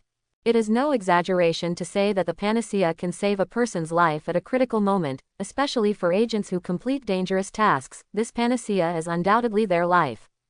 For this panacea, Nick Fury will not let go." Nick Fury said, "Tell that person that the price of a bottle of 200,000 United States dollars is too expensive, and we can't afford such a large amount of money. If he wants to cooperate for a long time, he must show a little sincerity. You are still in charge of this aspect. Negotiate, try to lower the price to a suitable range. Remember, this is a secret mission and cannot be disclosed to anyone." Clear. Phil Coulson sighed inwardly. He knew he was busy again. The two chatted a few more words, and Phil Coulson, who took over the new task, quickly left the office. Nick Fury did not relax, but immediately drew up a budget allocation agreement for S.H.I.E.L.D. After all, S.H.I.E.L.D. is not a self-produced department. All the funds of S.H.I.E.L.D. are actually allocated through the World Security Council. The World Security Council has the right to supervise S.H.I.E.L.D., and must also abide by the corresponding obligations. Every time there is a new project, Nick Fury has to draft an agreement and submit it to the World Security Council. Therefore, Nick Fury is very proficient in this work, and he drew up the budget appropriation agreement in a few clicks. As for the amount, naturally, the more you write, the better. It is not easy to allocate funds every time. Nick Fury will not let go of such a good opportunity. Definitely, Nick Fury didn't want these funds into his own pocket. Just recently he was short of funds to build a new safe house. As the director of S.H.I.E.L.D., he is always facing various dangers. Nick Fury's persecution paranoia can be said to be terminally ill. He always feels that someone is going to hurt him, and he hardly trusts anyone. Doubt, almost even doubt yourself.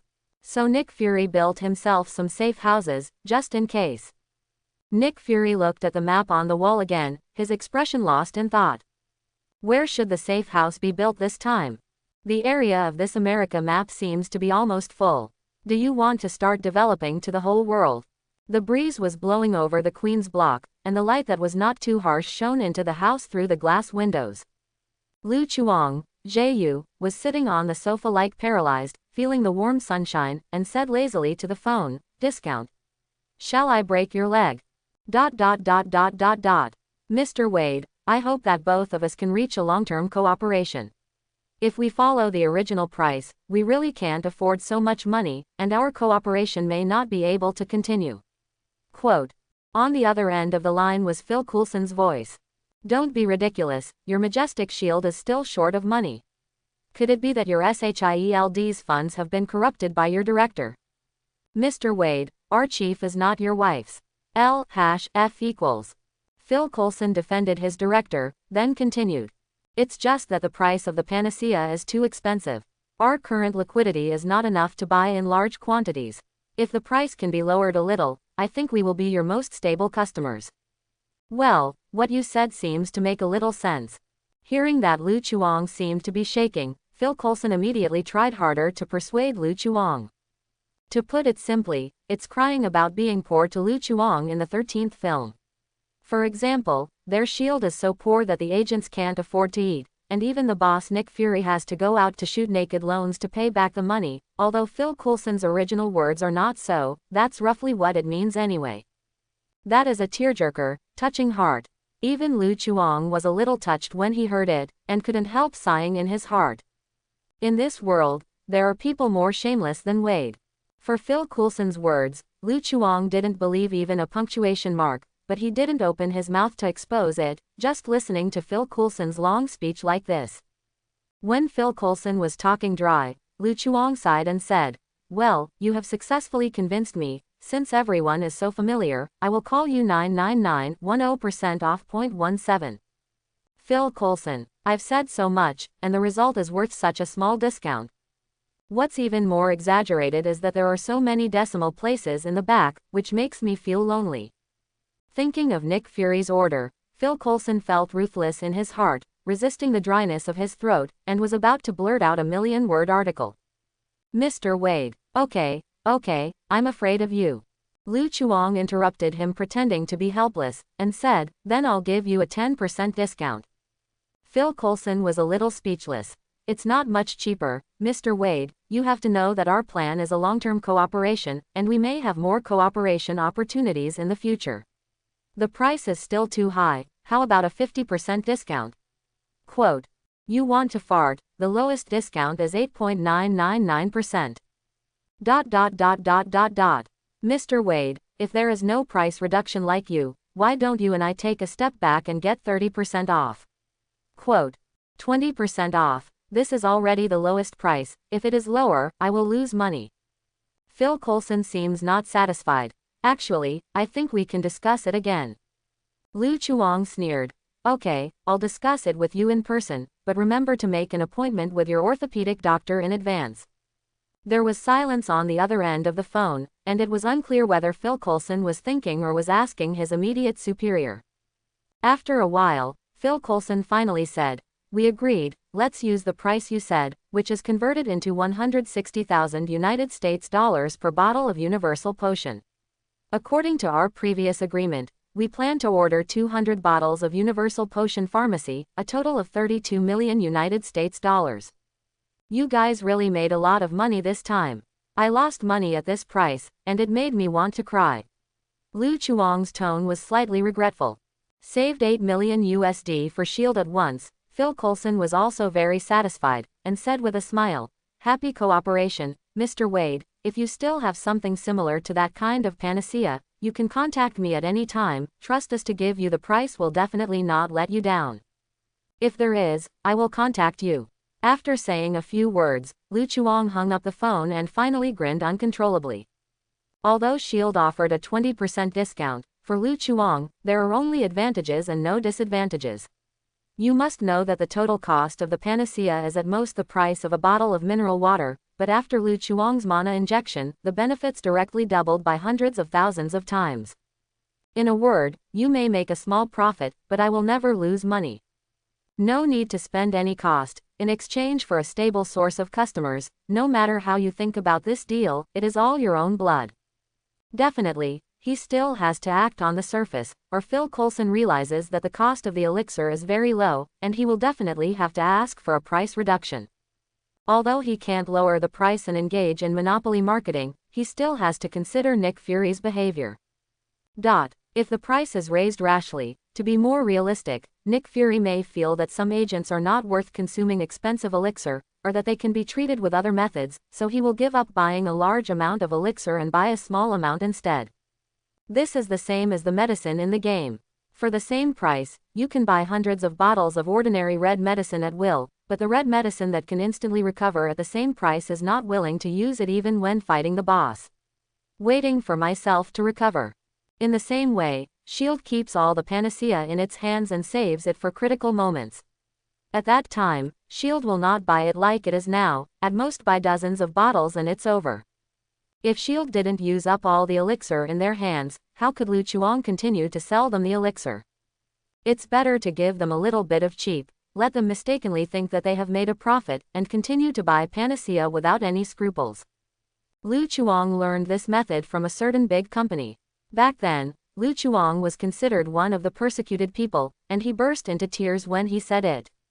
At this time, Lorna came out from the kitchen with 2 breakfasts. During the period of living in Lu Chuang's house, Lorna basically finished breakfast. This was proposed by Lorna. She is not the kind of person who can accept help from others with peace of mind. In addition to assisting little Peter to complete the work on weekdays, Lorna will also repay Lu Chuang's help and acceptance through some things, such as doing breakfast like this. Definitely, this breakfast is simple bread and milk, even the more difficult Lorna can't make it. Putting the breakfast on the table, seeing Lu Chuang smile, Lorna asked curiously, I just heard what you said about the panacea, what is that? Lu Chuang's voice on the phone was not covered up, and Lorna could hear it clearly without deliberately eavesdropping. No, this is it. Lu Chuang didn't hide anything either. He pointed to a few boxes of mineral water in the corner. He bought them from a convenience store. He only needed to inject a certain amount of mana into them, and the price would instantly increase by hundreds of thousands of times. Coins are not so profitable. Lorna is a little confused. Is there a brand of panacea for mineral water? You want to sell mineral water? Lorna asked in surprise. Lu Chuang was not happy when he heard it. What mineral water? This is the panacea, which is the holy water you have seen before. Holy water. Lorna recalled that there was such a thing. She remembered that Lu Chuang used holy water to deal with vampires, and the effect was excellent. After the vampire drank it, the ashes were scattered on the spot. But, your previous holy water doesn't seem to be like this. Lu Chuang shook his index finger. You don't understand, right? The competition in the industry is fierce now, and the holy water of the church can't be sold even if there is something new.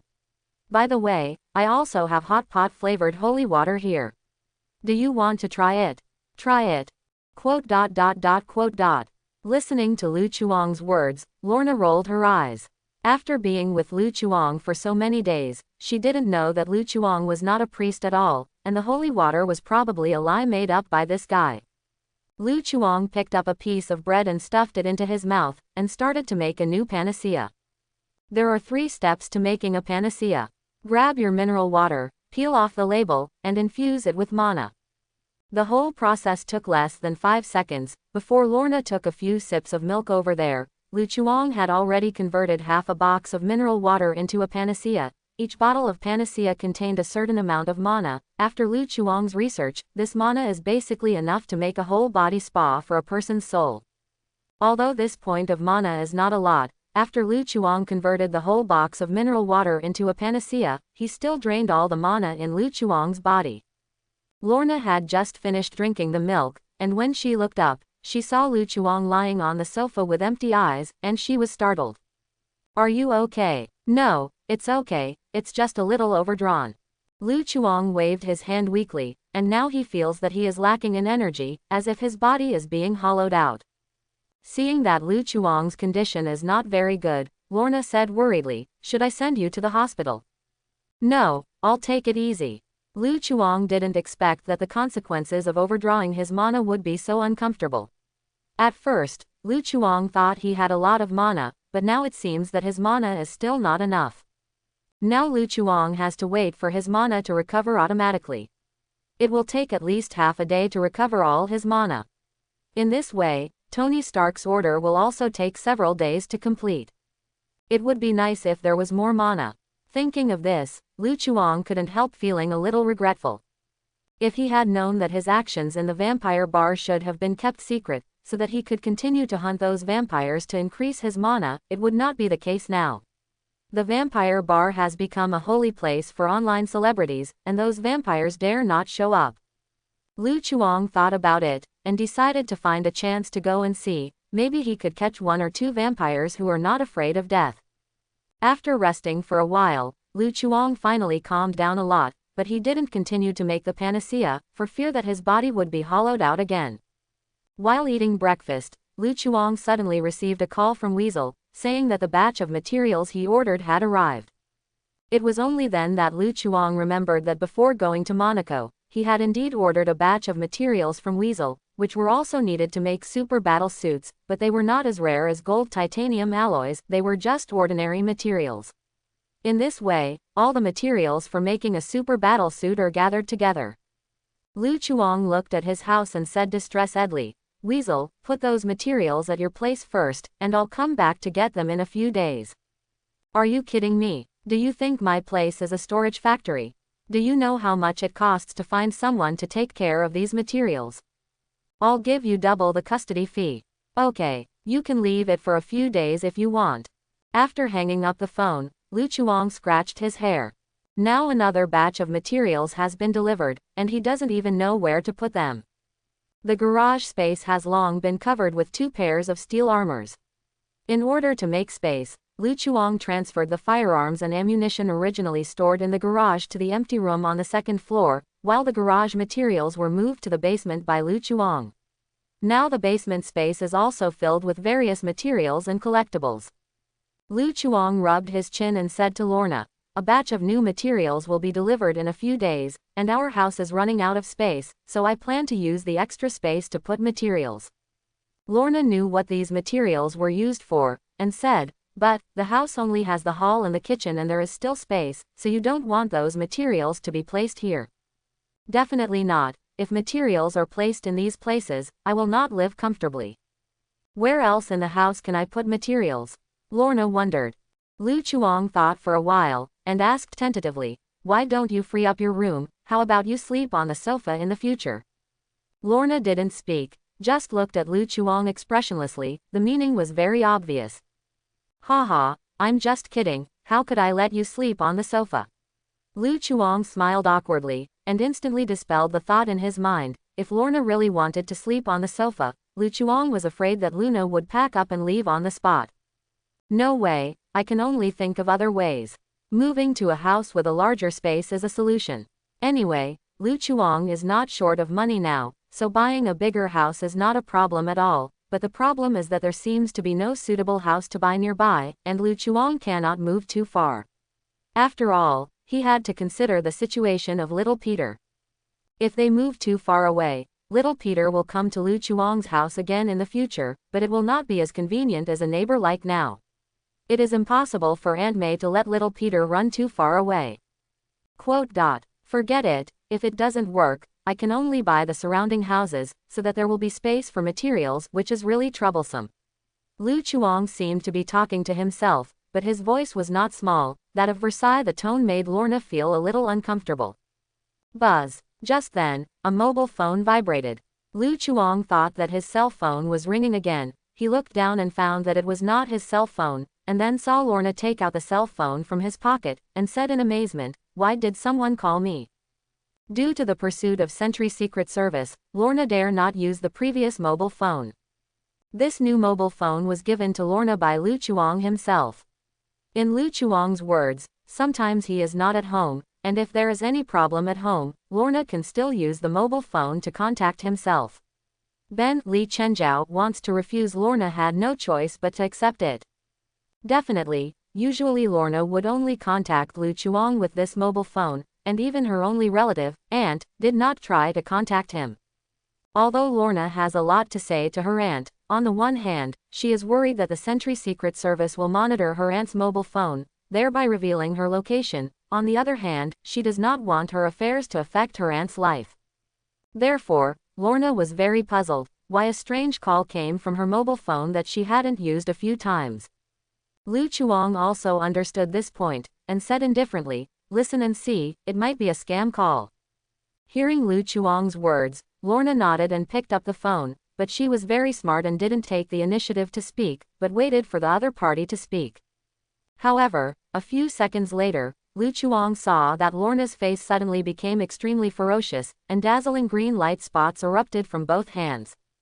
"Who are you?" Buzz. Inside the house, the lights flickered wildly, and the surrounding metal objects began to tremble violently. Seeing that the green light of Lorna's hands became more and more dazzling, almost catching up with the light bulb, Lu Chuang stood up and patted Lorna's shoulder. "Calm down, don't tear down the house."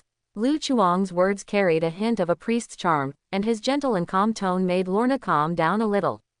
Realizing that her emotions were a little out of control, Lorna took a deep breath. The green light on her hands dissipated immediately, and looked at Lu Chuang with apology in her eyes, and then said to the phone in a cold tone, "Tell me, what's wrong with my aunt?" The reason why Lorna lost control suddenly was because she heard something said on the other side. "Lorna Dan, your aunt is in trouble." The person Lorna cares about most is her aunt, and she exploded on the spot when she heard this sentence. Facing Lorna's questioning, a steady male voice came from the other end of the phone. I'm John, from the Mutant Underground Organization. We met before, you should still remember. Mutant Underground Organization. Lu Chuang didn't bother Lorna, and stood silently by the side, but actually eavesdropped on their conversation with 210 ears pricked up. Lu Chuang, who has a super high school level thief, has also been strengthened in terms of hearing. As long as he listens carefully, he can still hear it. The voice on the other end of the phone. Overhearing John's words, Lu Chuang suddenly realized. Although he has never heard of this Mutant Underground Organization, he can tell the nature of this organization from the name. It is nothing more than a secret organization formed by a group of mutants. Mutants have various abilities. It is not surprising that they can find Lorna's phone number. Matter. As for your aunt, we found out she was taken by Sentry Secret Service. Before John finished speaking, Lorna burst into anger. She is innocent, why did the Sentry Secret Service take her away? John paused, and said, according to the information we obtained, just a few days ago, the Sentry Secret Service took away your aunt on the grounds of investigation. This is obviously my business, my aunt doesn't know anything, why did those bastards take her away? Lorna's eyes were full of anger, her hands were faintly flashing with green light, and she could hardly restrain her emotions. Give it to me, let me tell him. Lu Chuang really can't stand it anymore. Now Lorna's condition is very bad, and she may lose control at any time. Lu Chuang was not worried that the other party could hurt him, but he was mainly afraid that Lorna's ability would suddenly lose control and directly squeeze Curry's two steel armors into small flats. When the time comes, Lu Chuang will have nowhere to cry. Regardless of Lorna's resistance, Lu Chuang snatched the phone and said, John, right, I can't explain it on the phone, how about we make an appointment to talk face to face? Hearing an unfamiliar voice, John asked vigilantly, who are you? I'm Lorna's landlord, and I take care of all her food and drinks. If Lorna was not in the mood now, she would definitely refute Lu Chuang's ambiguous words. No matter how you put it, it was as if she was being taken care of by someone. Obviously she was working without pay, and these were all her labor income. John over there was silent for a long time, and finally said, yes, but I need to decide the agreed time and place, and you can't bring other people over. No problem. Then John said the time and place. Lu Chuang wrote it down and hung up the phone. Wait, I still have questions to ask him. Lorna was anxious to grab the phone. Lu Chuang let Lorna snatch the phone back, and said, don't worry, your aunt will be fine. If you have any questions, we can ask them face to face later. They can find this phone, maybe the Sentry Secret Service can also monitor this phone. Quote. Hearing this, Lorna hesitated for a while, but gave up the idea of calling back. Let's go, we BDCC go to meet that Mutant Underground Organization together. No, how did you know this name? Did you overhear just now? Lorna suddenly realized, otherwise why would Lu Chuang know so much about her conversation with John? How is it possible? I've never been interested in other people's gossip. Lu Chuang said righteously. You just listened. The place John agreed on was in an abandoned building. In the evening, Lu Chuang and Lorna arrived at the agreed place by car. Because her hair color was too conspicuous, before going out, Lorna deliberately dyed her dark green hair black with a disposable hair dye. Not to mention, Lorna who changed her hair color is indeed a bit different, and her overall temperament looks much quieter. If you replace the pile of metal bracelets with books, it will be a proper character set for a schoolmaster girl. Lu Chuang didn't make a disguise, and the two walked into the abandoned building just like that. The interior of the abandoned building was empty, and there was no sign of John. Lorna looked around, frowned and said, where is he? He is not lying to us, is he?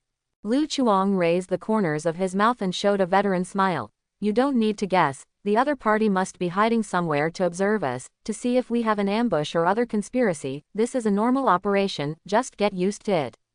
Quote. Then we'll just wait here. It's okay, we just didn't have dinner, so let's eat something during this time. Lu Chuang was holding a bag in his hand, which he bought at a passing restaurant, and he took out a meal with gravy from it, calmly eat up. Lorna was stunned. It turned out that Lu Chuang bought these for this. But, what time is this? How can she still be in the mood to pay attention to food? Aren't you going to eat? Lu Chuang asked curiously. Lorna wanted to refuse, but smelling the delicious rice, She couldn't help swallowing, took out another gravy rice from the bag and ate it. Anyway, John didn't know when he would arrive, so he couldn't wait hungry all the time. In fact, John has already arrived. As Lu Chuang expected, John is hiding somewhere and observing the two of them.